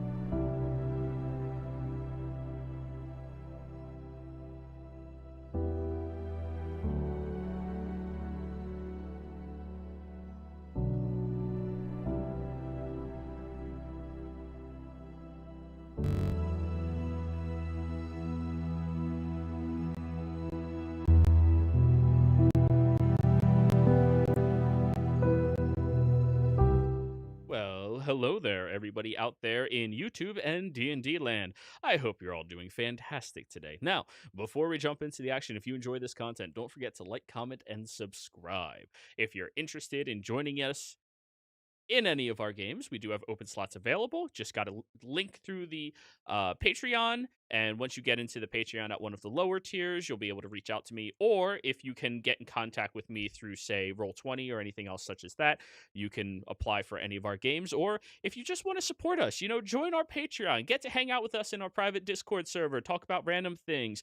I'm currently working on organizing a karaoke night. Yeah, it's going to be kind of fun. Who here's a bad singer? Yeah. Who here's gonna sing? Yeah. Alrighty, so without further ado, let's jump into the action. Hello, everybody. Was I the only person raising my hand? I couldn't see you guys. So Wyatt's You have gonna to get sing me as either well? pretty drunk or pay me to start singing bad karaoke. I mean, you can get your damn self drunk, but, that's fine. It's just gonna be a community thing, so you guys can do what you do. Down on me. Exactly. Or sea shanties, anything. I figured out how to do it over Zoom, so it's going to be fun. All right. Anywho, let us start with the first group. Kuma. Syngorn comes walking up over to you, and he has a little bit of an inquisitive look on his face, but the two of you meet back up inside of this area where the two of you are by yourselves. Oh, hey, Syngorn. Hey. What are you looking for? Well, first did a history of my kind, then some info on Zodiac, and now want to try and find some information on the world known as Arena, which apparently my kind hails from. Quick, just remind Jero too. Arena, that was actually who the Wild Mother's name, right? That is her true name, yes. Okay. Yeah. Also, yeah, the sister of Alu Regine. Yeah, someone will definitely help out with that. I didn't think there'd be a world called Arena. Did you? It's complicated. Mm. All right, where are you at? Shall I roll investigation? Yeah, with advantage, because he's helping you. 22. The two of you start moving around, and Syngorn, you start realizing a couple of the details of this system that they utilize. You are looking for the basics of the 200 section, and you're moving up to the higher 200s. That would be towards the origins of religion, as they would persist. So you bring him over to that area, and the two of you start reading through a bunch of things. Now, we're just going to resolve these as they are happening because it'll expedite the process. Ultimately, it's just more longer gaps between people engaging. Excuse me. Syngorn and Kuma. You open up the book, and it is written in Primordial. Both of you speak Primordial? Someone does. I don't. Kuma? So, no. So Syngorn is reading it for you. This is the first time. Irene is the name of the birth of Exandria. It is an entity that some cultures have revered as a religious goddess of sorts. However, as it is written here in this library in particular, that is just people who could not justify the arcane nature and the natural course of magic that coursed through this land and wanted to justify it through their own religion. The basis of their religion was because they couldn't explain it, and because of that, they were referred to as more primitive individuals. Many of the cultures and civilizations, as written down inside of this section of the library, that revered Irene, or the Wild Mother, as a religious significant individual, hailed from locations such as the Tal'Dorei Republic. Across the dividing plains, there were many different cultures and communities that lived for lack of a better term, hippie style lives, where it was do unto others, treat people nice, trade of materials, not trade of coin, and such stuff and such as that. Another location of her religious practices being more predominant were down in the south area, towards the Riffimus Peninsula as well. Many individuals down in that location, before they started settling it, treated it as a religion to all of them. However, the book continually emphasizes that this is probably just people being fanatical about a concept. One of the birth locations, however, of worship towards her was along the Menagerie Coast, a particular location referred to as the Twinward Isles. Now, the Twinward Isles no longer accepts visitors, so as for their progress of knowledge, it was limited by the time that this book was written. However, they had a little bit of a quote-unquote cult that worshipped Irene or aspects of her down there. The Twinward Isles are off the coast of the Menagerie Coast. And that is what you guys discover. The Twinwood Isles, wasn't that the islands that we went to for the where we met the Quetzalcoatl? Yep, Okay. that is correct. Huh. Might have to go back and pay that entity there a visit. Or we continue on our business, but we'll maybe stop by there when we have time. Yeah. Can And, we drive by McDonald's on the way home? I just want to smell it. Well, actually, sorry, go ahead.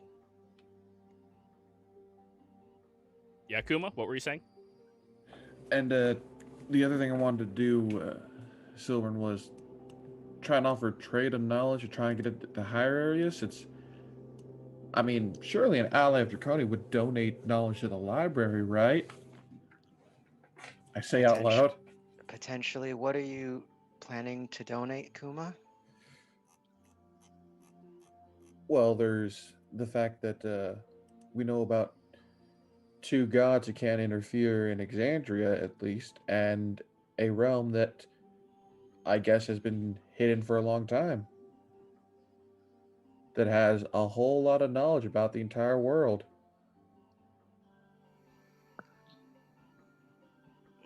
If only there was a librarian here to accept this information. Well, from what I can tell, this place is just magical and abandoned. There's no librarians here or anything like that. Let's jump over to Jaragway real quick. As you have just filled out the entire application to become a librarian here in Git, and you try handling it to Google, Google will look, scanning. The piece of paper floats out of your hand and gets sorted over towards the reception desk. We will analyze this application, and the moment what are they Manager. called? Fuck. The job nobody likes, human resources. The moment our human resources department shows up and can look at it, they will let you know. They don't exist. They've been dead. The draconian resources. I'm sorry, but before human resources has an opportunity to scan through any applications put into this location, I am not at liberty of giving anybody authority or permission into the library. This is a safety precaution to ensure that I do not end up taking over the world. And then she says, you know what? I'm the official library inspector. This library fails. Scanning. You have no authority such as that within this world. Your authority is diminished on this plane because you are an enemy of our natural and greatest ally, the Wisc Collective. Does anything like flash in our mind when that's said? History check.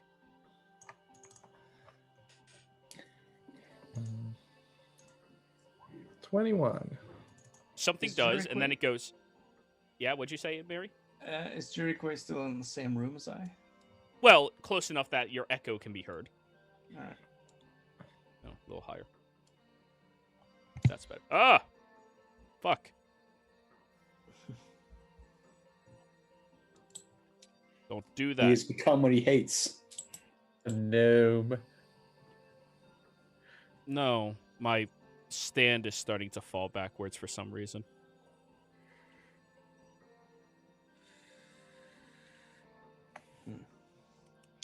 Maybe you should have a sit instead of a stand.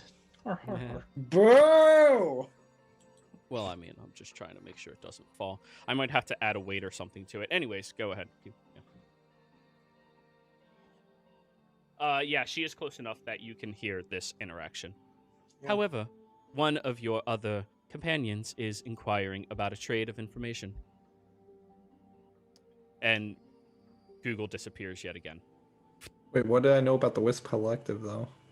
The Wisc Collective was an organization that originated during the Age of Arcanum, not just in this world, but in many of the worlds. And they ended up giving little bits of information and assistance to different groups out there to ensure the continuance of existence. Very similar to that of IBIS Leylines. However, IBIS Leylines went in the direction of pure arcana. Kind of like how Vasselheim went in the direction of pure religion. The Wisc Collective is an organization that nobody actually knows who runs it, including the IBIS Leyline, who's in charge of it, who's associated with it directly. There's rumors that they're associated with different aspects of the world, but nobody can really pinpoint exactly who they are, and they are significant enemies of the IBIS Leyline, as far as they are concerned. The Wisc does not like the Leyline. They know of their existence, and they don't share that information, but it's still a danger for the Leylines to be known about. Okay. For a second, I thought you were about to say that, like, the Wisp Collective, no one knows who the leader is, not even themselves. Perhaps. Nobody knows. Who's in charge? I don't know. I think it was Jared. Who's Jared? Think Illuminati. Think Illuminati. Except not filled with a bunch of rich assholes. Maybe. But anyways, upstairs to Jimmy and Jerigway. Jimmy Dorson. Jimmy and Dorson.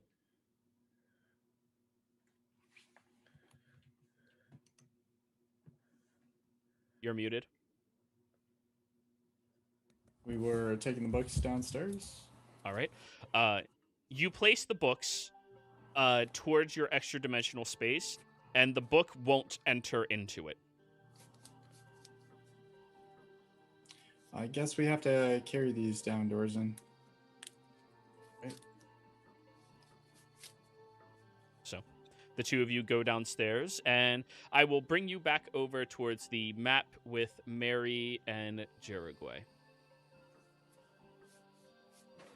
So, as the two of you are going about your own business, you see Jimmy and Dorzen walk down here, each of them carrying a few books.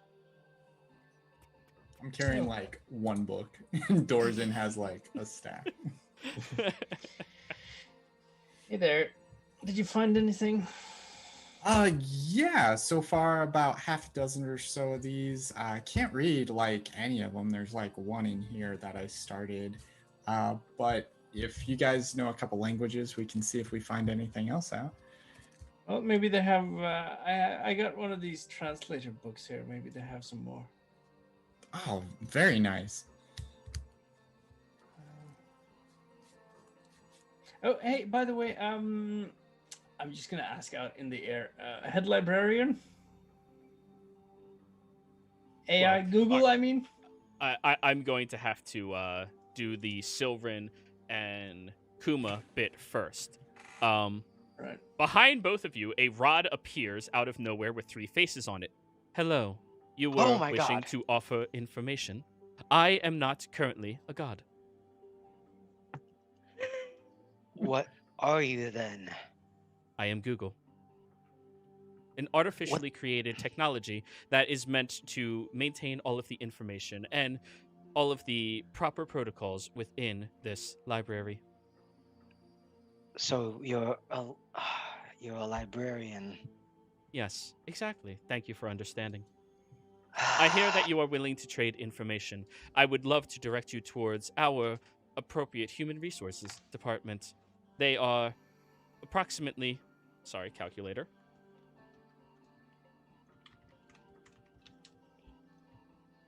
44,895 days late. But I'm sure they will show up any day now. And then it disappears.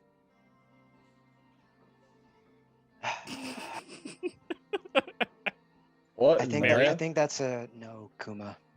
Mary, you ask, "Hey, Google."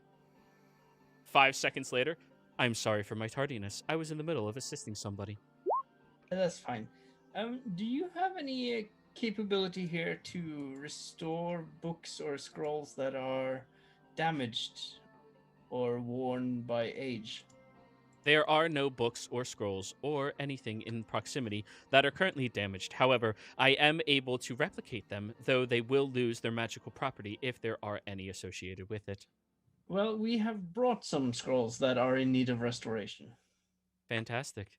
The average commission rating for these scrolls, depending on the age, is approximately 10 gold per decade. I don't think we have a mountain of gold. I look at Jimmy. I mean... Jimmy's a pool of gold, to be honest. It's an Olympic swimming pool. Pull out a ton of ethereal. What is that stuff? The one Electrum? Electrum. Oh. You're one of those.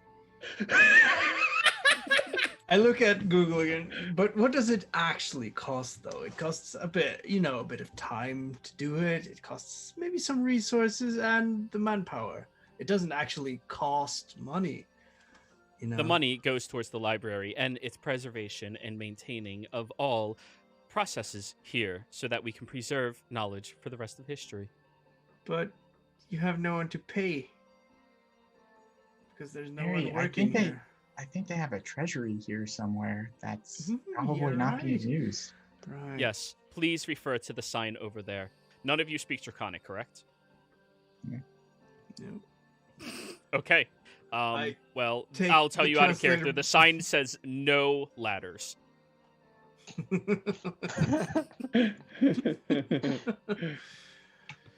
Right. What? Do you want me to take the scroll out then, Mary?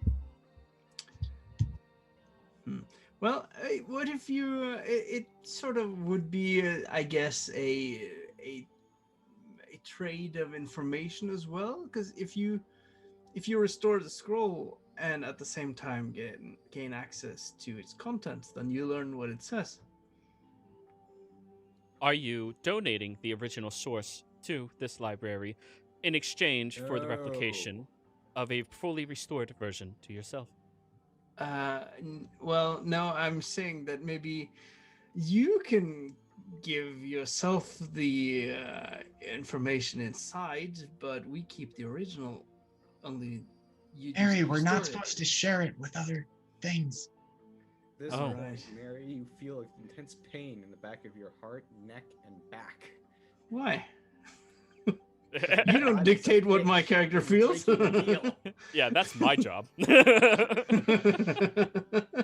But anyways, well, if you would be interested in my discreet restoration of the process, the amount that it correlates to is 10 gold per decade. Right. So, and this thing was 2,000 years old, so that's 20,000 gold.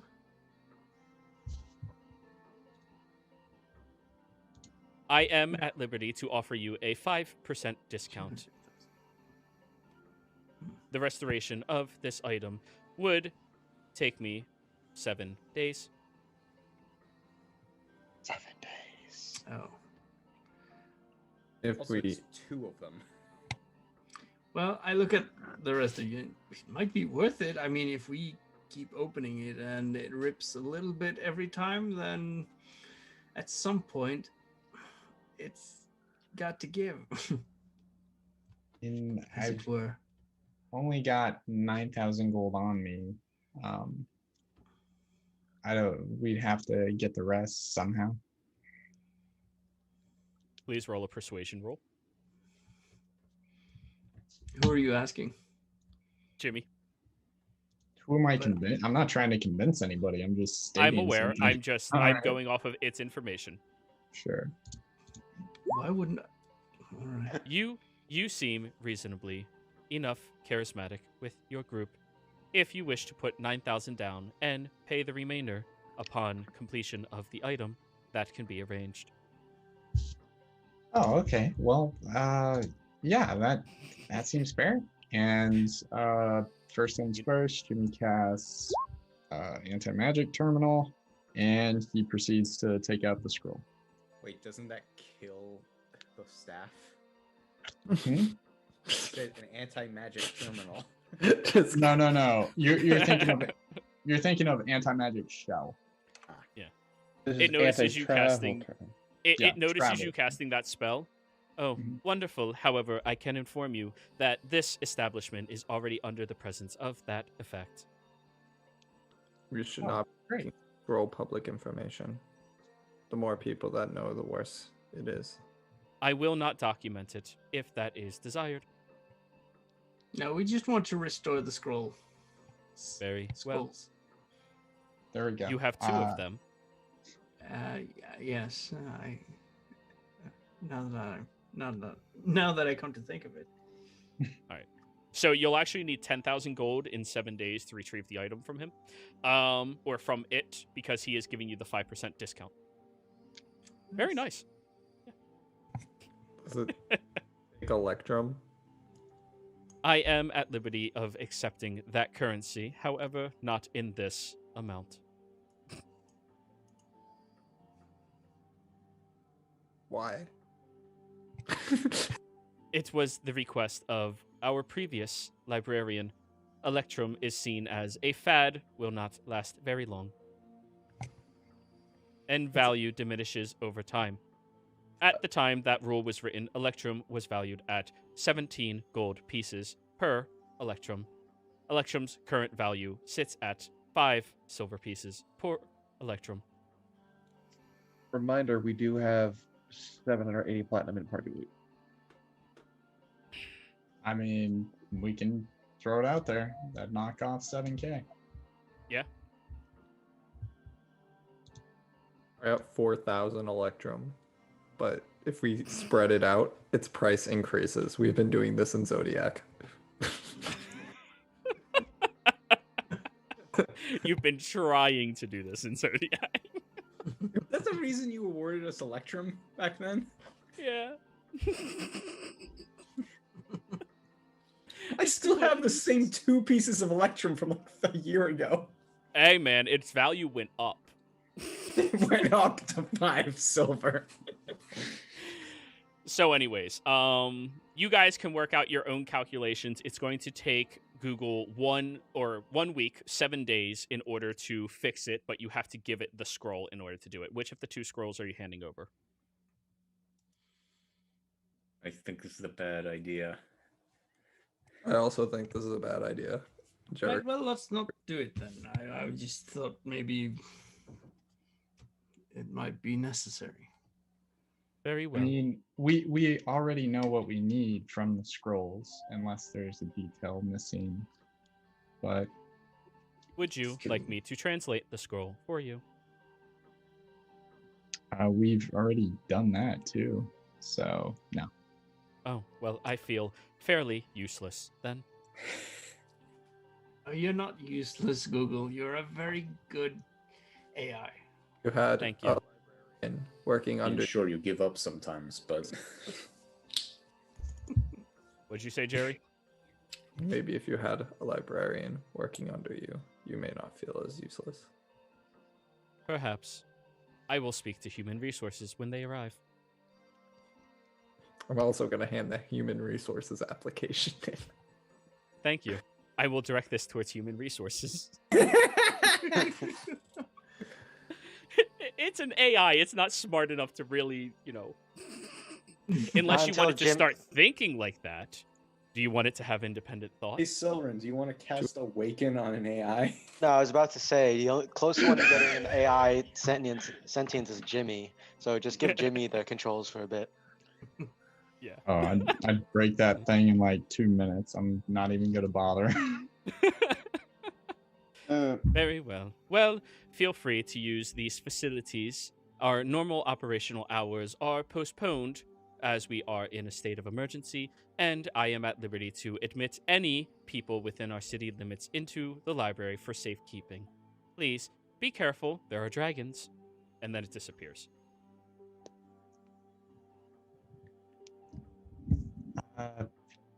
Guys want to take a look at the books here? I assume there's a big yeah, sure. table, classic. We can spread all the books out and just look around them. Yeah, the there's one that's in the- several on the map here. So. There are plenty of them all across this map. Yeah, go for it. Here, let me dynamic lighting over. So here, I'll just open up this map for the four of you real quick. There you go. Feel free to move anywhere. Actually, global illumination. Fuck it.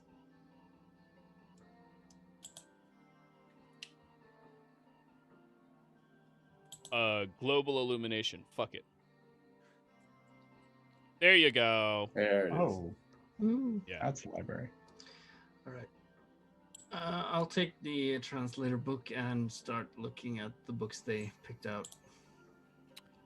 Dorzen will take the Celestial book and begin reading. Grab the one speech. Gnomish. Hey, Sharon, you want to do anything else up in this section of the library we're in? Well, I don't know if it's here, but I had a thought that maybe this place might have a certain set of books I'm looking for. Oh, what are those? See if I can help you find it.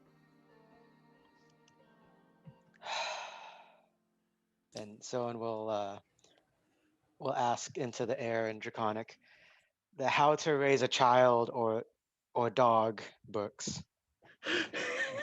The door opens up to a different floor. And Nobody Nobody Soen will type in guide for chat. infants. Nobody type in chat yet, please. I'm just taping down what everybody said they're going to be reading. Deep speech. Who was taking Dwarvish? I'll take Elven and Dwarven if I can. I can read both, so I don't need the translator book then.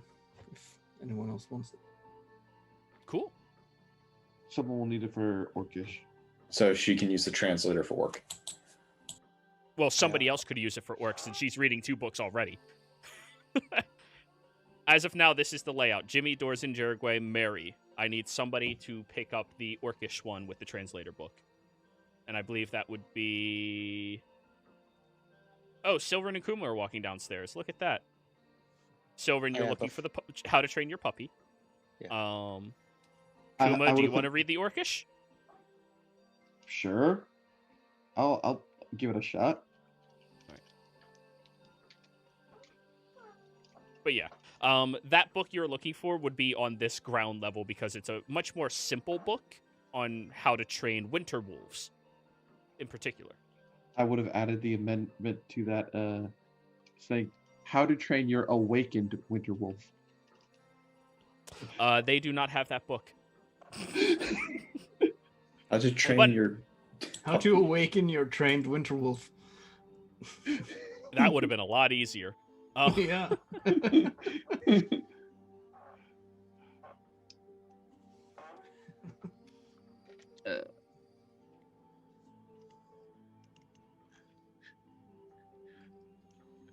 That's still hilarious, though.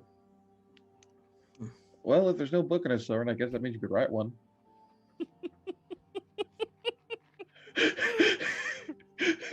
Chapter 1. Pirate ships. No, chapter 1. And know-how. Anyways, let's continue along, everybody. Yeah, that's fair, Silver. No problem. So I need Jimmy, Dorzen, Jerry, Mary, and Kuma all to roll me investigation rolls. Let's see what you find out. Real quick, before we roll, is anybody proficient in investigation?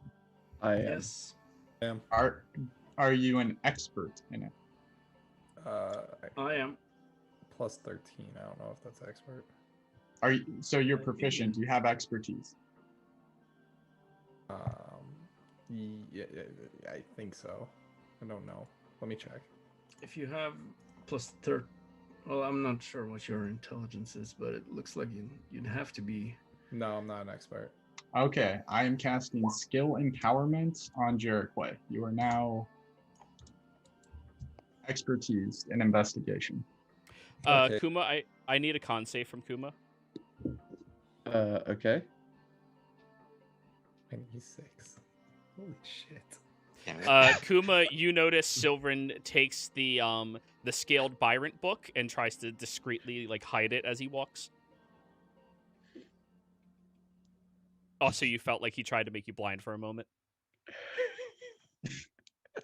Anyways, let's go back to what we were having everybody doing. Jimmy investigation, Dorson investigation, Jerigway investigation, Mary investigation, Kuma investigation. Jerigway, will double your proficiency bonus for it. Don't add it in. We just know we have to add a +6. Hey, Sorgi, give me that ability to make me better at investigating things real quick. Why don't I just be a second pair of eyes? Yeah, let's do that. I'm gonna use my inspiration on this investigation roll. Okay. So 36. Do I have another inspiration because I did the recap, or is that not? a Yeah, thing? yeah. But how do you have 13 if you don't have expertise already? Because her intelligence score is like 24, 26. Oh, okay. Well, I'd also like to guidance myself. Blood Hunter bullshit. It's, yeah. Yeah. Alright. Blood Hunter bullshit. yeah, fair enough. Thank you for this. Thank you for a second set of eyes, Silren. Okay, so Jimmy has a 17. 28 if I still have Fox's Cunning from Silver. Yes. So, Okay. 28. Jimmy, 28. I'm just typing it out so I don't have to ask again. Alrighty.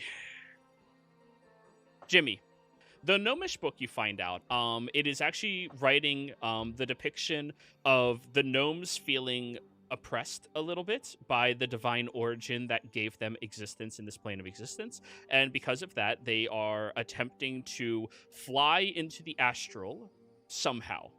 And in order to do that, they need a better understanding of the realm.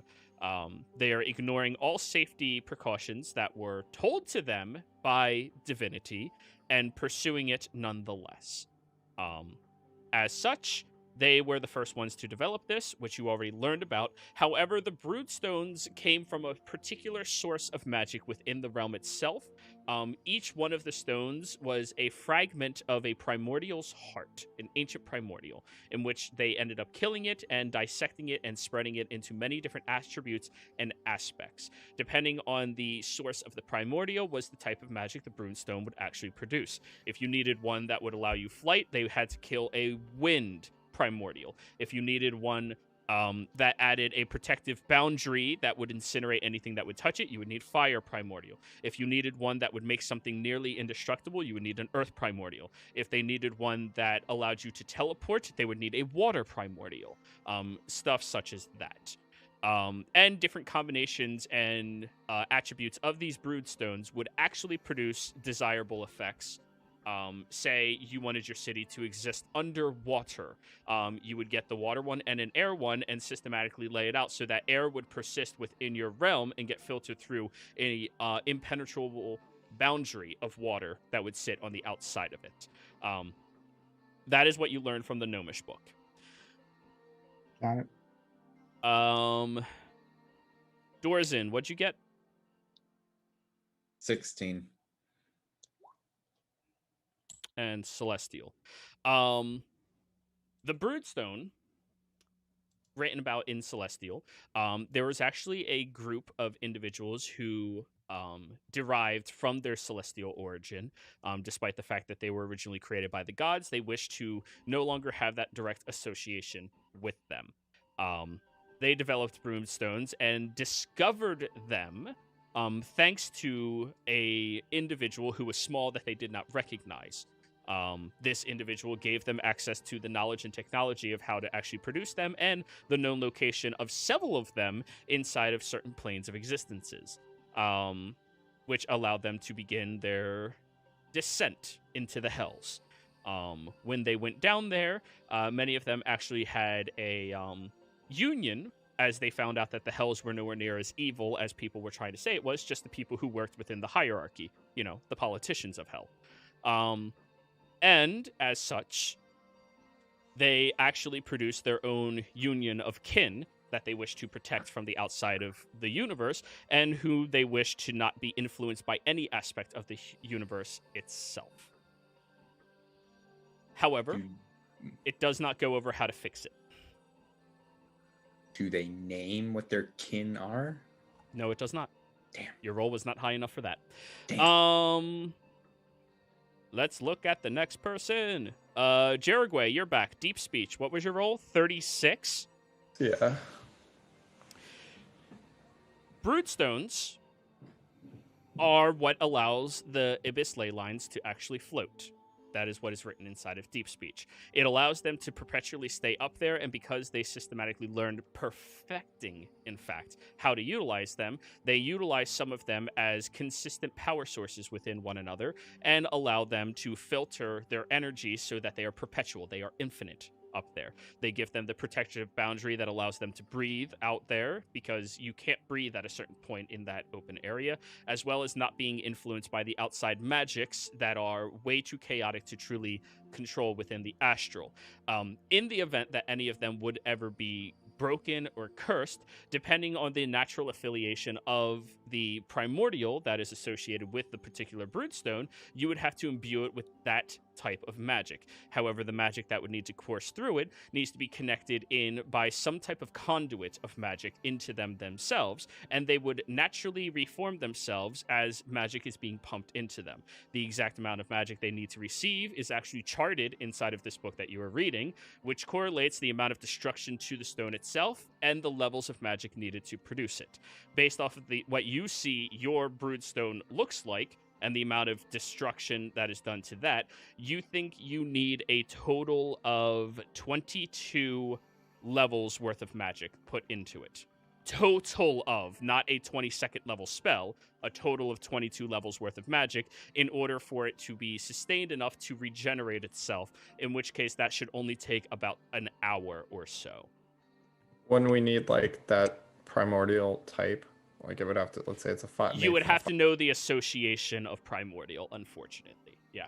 But now you know you just need spell slots to fix it and a conduit, which you have a Jimmy that could probably figure that out. But that's everything that you learned from your book. Congratulations, you hit the very max tier of information from this. Mary, Elvish, and Dwarvish. Of course, yours is going to take a little bit longer if you want the full effect of both, or if you only want a smaller effect in the same amount of time. Your call, Mary. No, I'm spending the time to read it thoroughly. Very well. 32 in the Elvish one.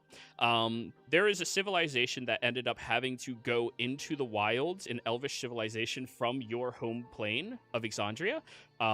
It is referred to as Syngorn, which you've heard about them before. You passed through there a couple of times, I think. Right? Mary didn't, but... Mary didn't. Okay, but you've heard of them. At least from that great book you read from Asa. Not Asa, Ace, sorry. Mhm. So, apparently they transported themselves over to the wilds, and one of the reasons they weren't able to get back as quickly as they wanted to, was because upon transporting over here, they actually broke several of their stones. They had to find primordial essence within that plane manually in order to kill it and figure out that a magical association in order to reform them. Inside of here is actually a particular ritual, which looks very close to the augmentation system, in which somebody would be able to create a broodstone. However, you would need one of these ancient primordials and to kill it in order to do so. However, you have discovered in the Elven text that is what they had. In the Dwarvish text was the physical construction of a stone that is capable of being able to be made into a broodstone. 20,000 GP stone is needed to make one manually. So you would have to find a stone that is unfathomably large in order to turn it into a broodstone. And that is the only information within the Dwarvish text. Okay. Kuma, what'd you get? Orc. Yeah, number 23. Oh. Yes, 23. In Orcish, it goes over the destruction of Broodstones. You need to know the association and how to locate its direct association to a different primordial. If the swivels and markings are more jagged, it is made out of an earth primordial, which means you need an earth essence, something closer to abjuration magic in order to obstruct it at all. If it is something that has hooks and swoops throughout it, that is water. If it is something that has no direct markings directly placed upon it, but it has a slight glow to it, that would be fire. And it goes through those 3 different forms of primordial essence, and you need that direct form of magic to actually influence them in order to destroy them. Apparently, the orcs were working on a way to destroy Broodstones so that there wouldn't be cataclysmic events when the gnomes decided to go up into the astral unattended. Trying to save them from whatever fate that deities were threatening would happen. Is there one for air? The air one, yes. The air one is crescents moving against one another. So hook, hook, hook. And that takes everybody about an hour. Mary, 2 hours. So, judging from what our Broodstone looks like, what can we get from that? Your Broodstone is earth in nature. Or sorry, air in nature. Air in nature. I was gonna say. So that means we need An air or primordial, right? 22 Well, the spell. person who read Orcish knows how to destroy it. Mhm. But yeah, Jerry, go ahead. 22 spell slots that have to do with evocation magic, specifically towards air, if we know that's air. No. Different schools of magic are associated with different elements. Air is associated with conjuration magic. Conjuration? Okay. Yeah, Yes. You said the dwarvish. It just had to be a stone worth 20,000. Is that it? Correct. Right. So I just relay that information. By the way, I'd like to clarify something. Is it brune, or broom stone? Because it gets interchanged all the time. Broom. Stone. Okay, great. Stone. Can we mash 2 gems together to make a 20,000 worth gem? Like, we have an emerald worth 12 and a ruby worth 8. It has to be no. Not different. If they were the same one, potentially, but not different. I was about to say, because it didn't specify it had to be the same stone. So we can charge this thing. We just need to get the proper magic. Mary, Silren, do you guys have any conjuration available? I mean, Conjuration. a conjuration spell, you mean?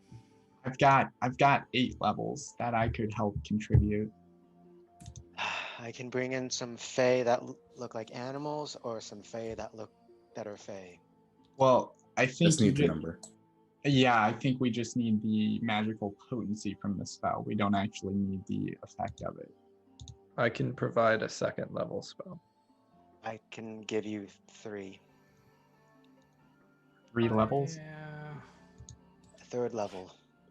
The 3 22 times. levels worth of spells don't all need to happen at the exact same moment. It all needs to happen in order to proc its regenerative property within a span of time. So like a day.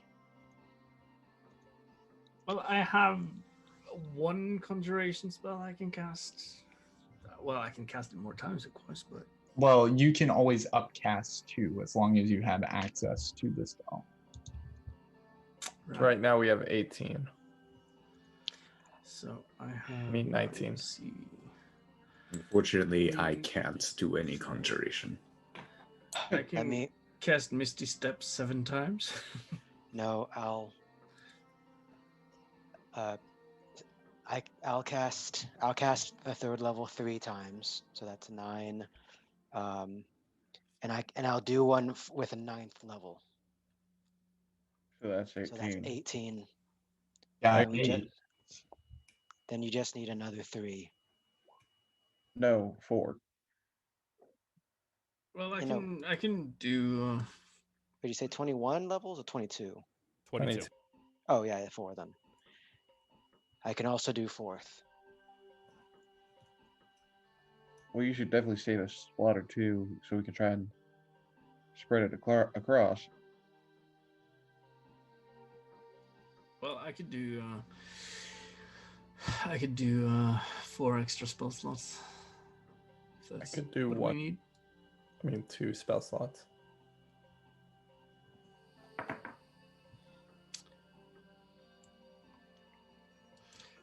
Yeah. All right. So we have enough then.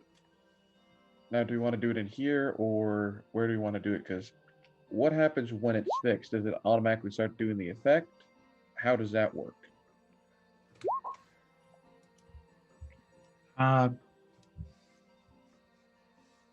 Based off of all the information we have, looks like it's just going to store the magic. I mean, it would need an outside source to like activate it. So it's fine if we can just get it activated again, make sure it's working, and then we just need a way to get it to that place. Which the only one who I think can get us out of here and somewhere else is you, SOLEMN, and we can't have you using so many spells that we can't leave. No, I'm fully aware. I'm still able to get us out of here if necessary. Okay, as long as we have that option, we can take the stone with us. Are you able to do that with your spell? Yes. Out of character. Are you talking about like cloud, the wind walk, and all that stuff? We have a stone, and a No, I'm stone is aware. not a creature. So, do we have a way of moving this? Like, Oh no, It that's depends. easy. Yeah, if it's being carried or worn, it moves with them. Kuma is Or- strong enough to carry it.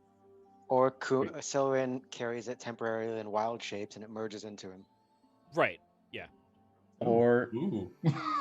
or Draconia shall float again? Yeah. Let's Let's just just take the angle lever- this over the Empire before we Yeah. sacrifice the source. Bye-bye. Is that Make Earth your syndrome? own meteor swarm. Just Yeah. I mean, an air broomstone, that's basically like a hydrogen bomb, right? Like if we just more or drop it- less, yeah. All right. Yeah, no, this thing would be it is the amount of power you are dealing with right now is incredible. I mean, 22 levels worth of spells focused into one thing. That's a number. Like, that is not something you guys do very easily. Jimmy, the only complicated part is you're going to have to construct some type of conduit, some type of source of magic that you can filter your spells into that can connect into the stone itself. I am going to say, because I think this is very pertinent, my magical, what's it called, infuse item ability that lets me put my level spells into an item once per day. I can put 20 levels worth of spell into an object already. I'm very familiar with this process, so I just want to throw that out there. So that'll make it easier on the DC. I'll say that. Because 20 levels of spells is not 22. Yeah, exactly. Hey, Like, we're Ooh, going high. learning more shit. Yay.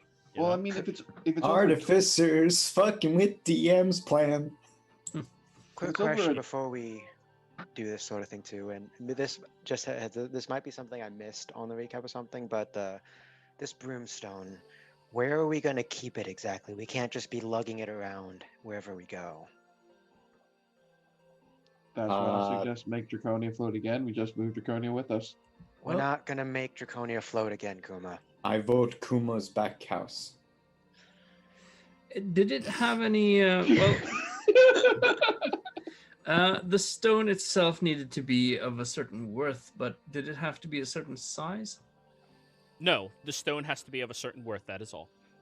So we might be able to just fit it in a bag of holding then. Well, no, this broomstone, you guys aren't making a broomstone.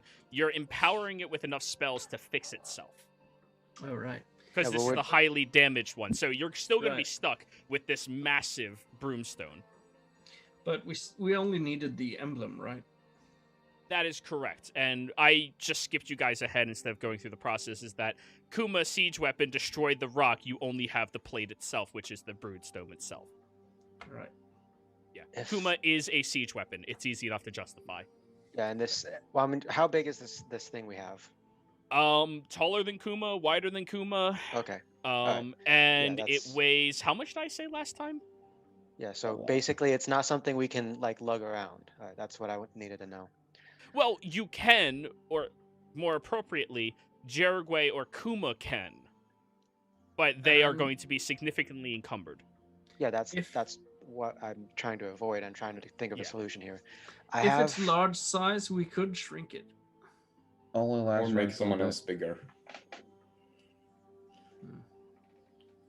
Or I don't have access to that, just so you guys are aware. Not currently. I have a suggestion. So, Jimmy or Mary, I don't trust any of those wizards from the Empire. But Jimmy, Dorzen, you have a past with that other wizard, the geese fellow. Would he be willing to hold on to some of the materials that we're gathering and keep them safe? Who do you mean by geese? Oh wait, no, Mitch. that's I don't know him. I don't know him by saying he's the Mitch fellow. That Mitch, redacted. That Mitch fellow. Well, he's most likely the person that has one of the other components that we need. Actually, so we're going to talk to him anyway. Well, that works. And if I remember correctly from the book, once again brings out Ace's little script.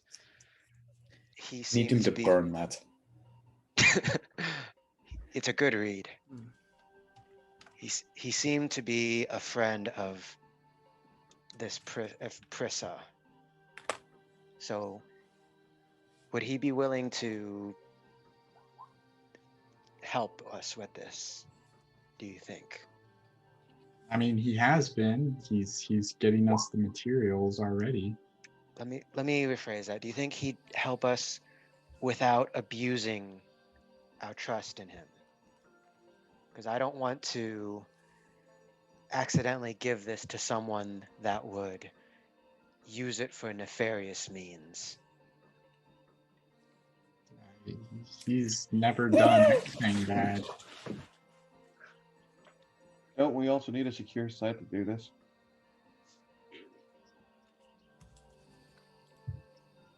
We have to take it to the site. We have to take it to the Ivy Heart. Right. Also, out of character, I love how Dorzen's Zoom froze in that pose. Can you guys still hear me? Yup, we can. But you're just stuck like. Oh, that's great. That is That's great. Gonna be fantastic. Hey, somebody screenshot that so we can just, use that on his next Yeah. character. Just wholesome as fuck. Yeah. This is shit. My name's Jolly. I'm Jolly the sad clown. Oh no. Well, with this being kind of the last thing that we were looking for, if Mitch does have the rest of the materials, then I'm sure he could probably meet us there. We could just take the stone home with us for a day and rest there. I know I'm kind of exhausted at this point. I don't know how much use I'd be for the ritual if anything got out of hand. Where is Mitch's home? I don't know. I was referring to our home though. Last time Mitch said he had some uninvited guests, so his home might not be his home right now. Well, let's also not go in with the assumption he'll have the other materials we need. That seems like a long shot at best. We need to go in here with confirmations of things, but what I'm trying to confirm with you is that he's a safe bet to leave this object with. This powerful object that's incredibly dangerous. Well, I mean, we're safer. There's no reason he can't go with us back to Phelan, is there? I mean, not necessarily. I mean, the fact that S has been tasked to guard the house definitely helps. Yes, and S reports to who again, Kuma? Trent, but he seems a trustworthy fellow. I mean, if Trent was wanting to take powerful magical items from us, I think he would have taken your staff or Dorzen's hammer already. I think we're safe assuming he's going to let us keep what we have. There's a difference between wanting something and not being able to use it, and wanting something and then leaving it with the people that can make good use of it. Well, why don't we just? I mean, you guys know Mitch, so why don't the rest of us just remain here on guard with the thing, and you go to wherever he is, You see can if always, he can help out with the thing, and then you come back. you could just send him a message, Mary. You've sent a message to him before. I do. All right. What are we asking him? Do you have the clay? Is that it? How much Well, clay does he have left? Ask again, you, Jimmy Dorzen. He's trustworthy, correct? Yeah. Yes. In that case, in 25 words, let's think of something to say that include him in the plans. We have an object that we have some scrolls, an object. Why do to we help need to bring tell him back- everything? We just need to ask him how much clay he has, damn it. Yeah. That's what I'm thinking. Can't we just? Yes, You're overcomplicating things, Soren. Yes, I'll cast not- sending, and I'm asking Mitch. Hi, Mitch. It's Mary. Do you have any clay remaining? If so, how much? We need it. Thanks. Oh, lost Dorzen. Oh, we Yeah, I lost doors in. I think he dropped out to not have his face frozen. Oh, come on. That was the best part. It was. It was.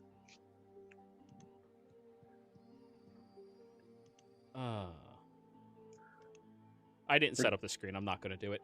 Anywho, you send that message out to him.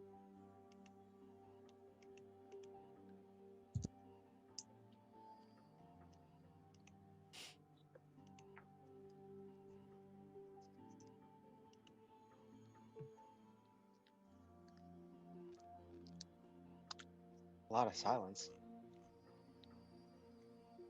Maybe he's busy. Incapacitated. You wait about 15 minutes Oh shit. at this point, Mary. And nobody's ever kept you waiting this long. That's rude. Well.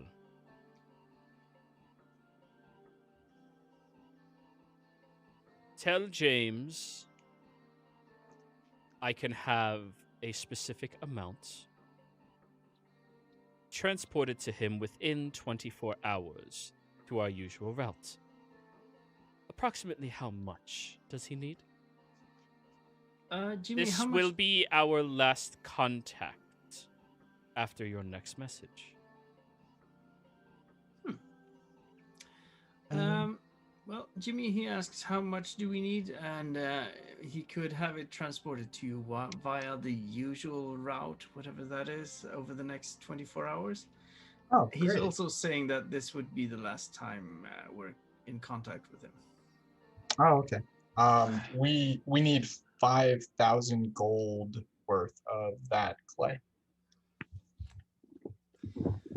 All right. Well, I'll cast another sending using a 4th level spell slot, and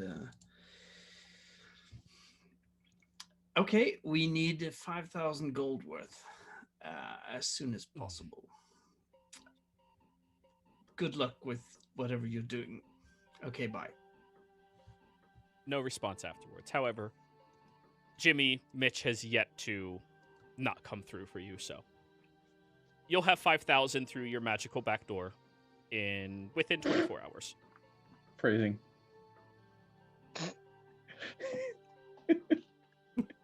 He knows what he said. I said it. Yeah. So, everybody, you have 24 hours where you have to begin preparing yourselves. Jimmy, I assume you've been working on setting up your conduit this whole time, or were you guys going to go someplace else? I mean, the library seems safest place as any, since they already have everything set up magically, so. Okay. So, this is something that's going to take you at least 8 hours, Jimmy. Keep in mind, you've already been traveling for about 8 hours today. Just to let you know. Well, 9 hours today.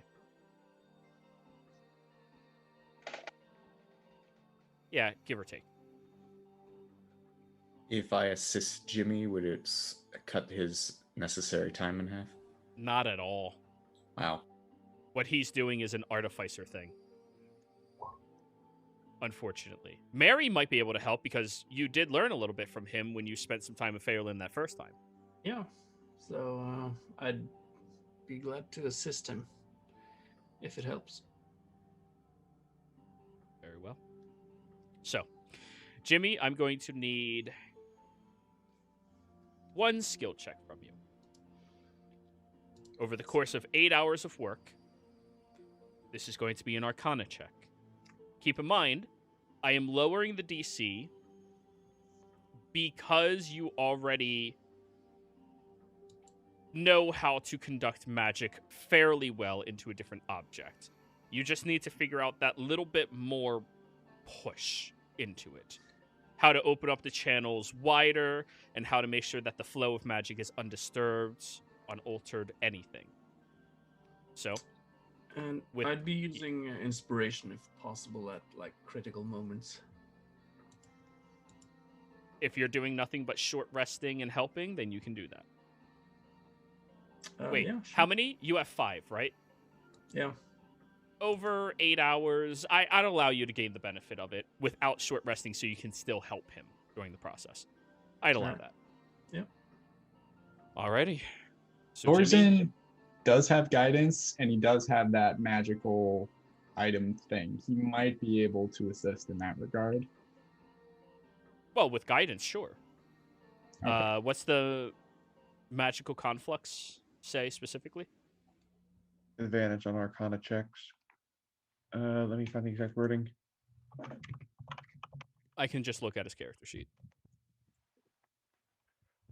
Oh, I think he froze again. Oh yeah. Poor Dorzen.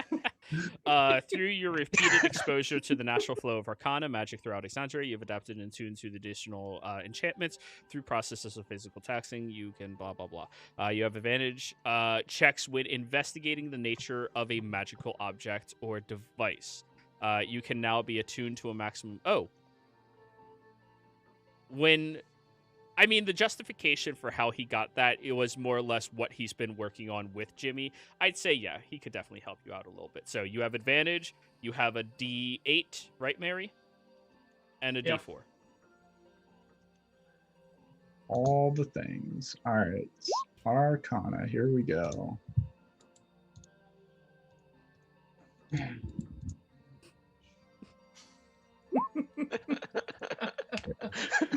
What am I missing? Is it Dorzen? Yeah. Make it a meme. Make it a meme. Or if anything, like you kind of take just the facial expression, and turn it into the little reaction things we have.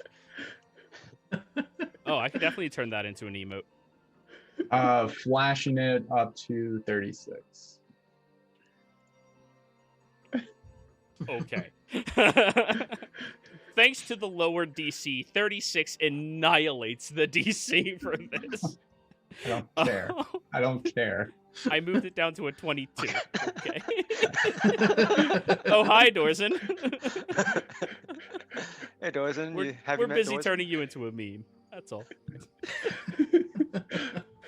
When the real Yeah, I'm Dorsen sees aware. the fake Dorsen, Mhm. and the fake Dorsen's like, oh shit. That's great. Zoom makes fun games. Anyways, Hmm. you end up, thanks to the assistance of Mary, realizing that if you coil your conduit, it actually conducts at a much faster speed through the different areas. And if you add 3 different coils correlating between them, you can actually move 3 times as much magic at once, which you were already doing 2, but figuring out how to do it for 3 was actually quite revelating. How much faster people could make magic happen in this regard. It's kind of a incredible feat to really consider. And thankfully, you all wait for 8 hours. At this point, Mary and Jimmy, you're both exhausted. The others, if you wish to sleep during this time, you could have. Yes. But, okay. You're sleeping with your heads on books. That's it. But anyways, you have successfully created that link into the object. Whew. And if you look outside the library, yep, it's already morning time.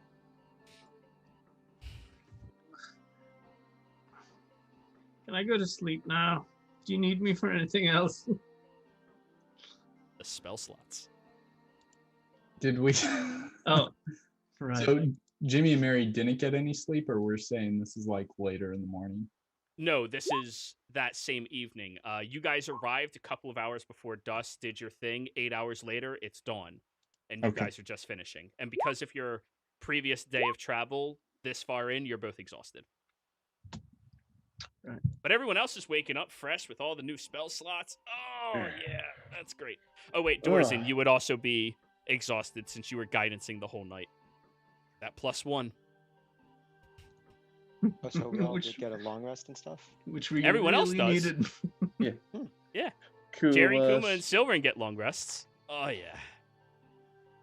Do not step on the bear trap in front of the door.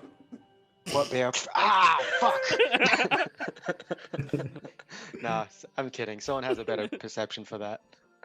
And also, would- it's not natural. It wouldn't try to kill you. That's true. It's only nature. Only nature could kill the druid. Exactly. Alrighty. So, Quick question, Joe. Would someone be able to look into for information that before he long rested or no? yeah, to raise sure. your Why witness. not? Just a little bit, though. You know, like half Okay. hour. Are you looking for Alright. the How to Raise Your Pup, or are you reading the Scaled Byron? Oh no, I was talking about the. I'm talking about the information. Like trying to. He's gonna check out these books for a bit, maybe. On the puppy one, right? Yes, but also he was gonna look for. I whispered it to you about the. He's gonna try to find if there's anything about his staff. Oh, well, that's easy. There is not. Okay, then Yeah. that case, reading. He's gonna start the night reading the smut one and then like get sick of it and start reading the puppy one. You know, eye bleach. Yep. I want to try and sneak. Cute Can I sh- memes after Reddit. Can I try So, to yes. sneak this one just to see why he snuck it out in the first place? Roll me a sleight of hand. Let's go! Motherfucker. You know what, Kuma? I don't know what your sexual preference is, but I mean, it's very well written. It is a tale of different scaly creatures and how they were stuck on an island with one another and nobody else for a year, and they slowly developed a love and yearning towards one another, as one depicted himself as the leader of this group, the authority of it all, forcing everybody else to submit underneath his rule, but he was very endearing and very loving in the way he cared for them when they acted right. However, a couple of them enjoyed the punishments when they acted wrong, and they all seem to live in this state. The Scaled Byron. Tell me I don't know how to improv. Shit. I want to put it back in his bag with a note saying, "I get what you're into now." But I mean, that's oh yeah, that is a sleight of hand. So that would have Yeah, been yeah. unless I roll a nat. Nope. No. No. I want to Great put, I get what story, you're guys. into now. Great story. Love Mary. But anyways, it is now morning time, everybody. The conduit is finished. Time for you all to pump your spells. I need a long rest, my shit. Whoops. Yep. So if I remember correctly, we have 9 levels from Syngorn. That's going to be 3 third-level spell slots. 2 levels from Jerigway, and 4 levels from Mary, and 8 levels from Jimmy.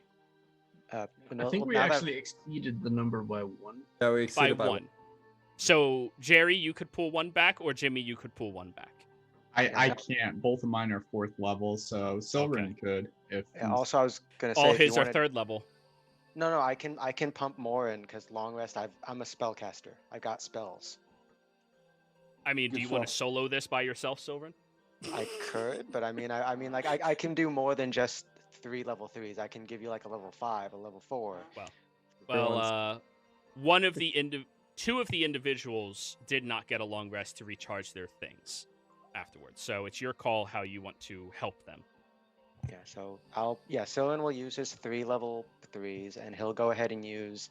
Let's go with a level 5 and a level 4. Fuck it. You know, that's So 9. That's 18 9 right there. plus 5 plus 4 brings you to 18. You guys need collectively 4 more. Mary? do a level 2. Yeah, those are from me. Oh. So Let's use Jerry's 2, and then we'll take 2 from you, Mary, and then we'll be good, okay? all right. Yep. So, Mary, you only lose 1 second level spell slot. And Jimmy, you get to keep all yours. So I'm keeping my 4th. Woohoo! I've got a high level spell slot now. That's nice. Hey, you build the machine, it works, all right? Yeah. Fair enough. Alrighty. So, you all one by one go over to the area that Jimmy designates to you. Jimmy, what does this conduit look like? I mean, the device itself, it's kind of like, oddly enough to describe it in terms that we would probably recognize, it's just kind of like a pair of clamps, that you would use, to start a car. They're kind of ill-fitting, but they've got coils wrapped around each of them, linked together, and the actual wiring is kind of a mix of rope and chain that's been kind of like threaded together. I'm sorry, but the smut has ruined my mind with that entire No, description. perfectly understandable. There's small stones that are specifically placed at different points to make sure that the energy being driven through is consistent to a point where it doesn't cause any portion of it to like overheat or explode. So there's like a few sapphires here, a couple of rubies there. It's very makeshift because we're dealing with what we have on hand, but if you look at it from a distance and you squint, it's not bad. Alrighty. So, one by one, you have to pump your respective magics into the clamps and the stones and allow it to filter through. And after you all get that amount of magic filtering into it, you watch as the stone itself begins glowing slightly, and then there's these arcane ripples that just start shooting all around it and start arcing off as well. Would any of you been within 15 feet of it? Yeah, I think Kuma would have. I think Sylvan might have if he's pumping that many spells in it, right? Okay, both of you dex saves. Yay. Wait, is this magical? Because then I'd have advantage. Oh yeah, this is clearly magical. Yeah. Okay. Yeah. 15 will not read it. 25, however, does. 11 does not. That is going to be 32 points of lightning damage as it is arcing off and shooting off of the stone itself all around. Kuma, half. The other two, full. Can I adapt And to it? you want to adapt to lightning? Yeah. Sure. You are now resistant to lightning. How much? How much is the damage again? What I say? 32? Yeah. 32. Okay. 32. However, after that, if you move 15 feet away from it, the arc does not strike you. Oh, actually, quick reaction. Yeah. I can do this. Hey, you absorb them elements. Hey, Kuma did that too. You all look at Kuma and he has like these cool jagged line tattoos across his body. 32. Half The of electric 32 lizard. is, You're now a Raichu. 16, right? 16, correct. Yeah. But anyways, you all have successfully... It's Kumazilla. Ah. No, there's no Oh. A in that. That's why it's Kumzilla. Oh. I don't like that.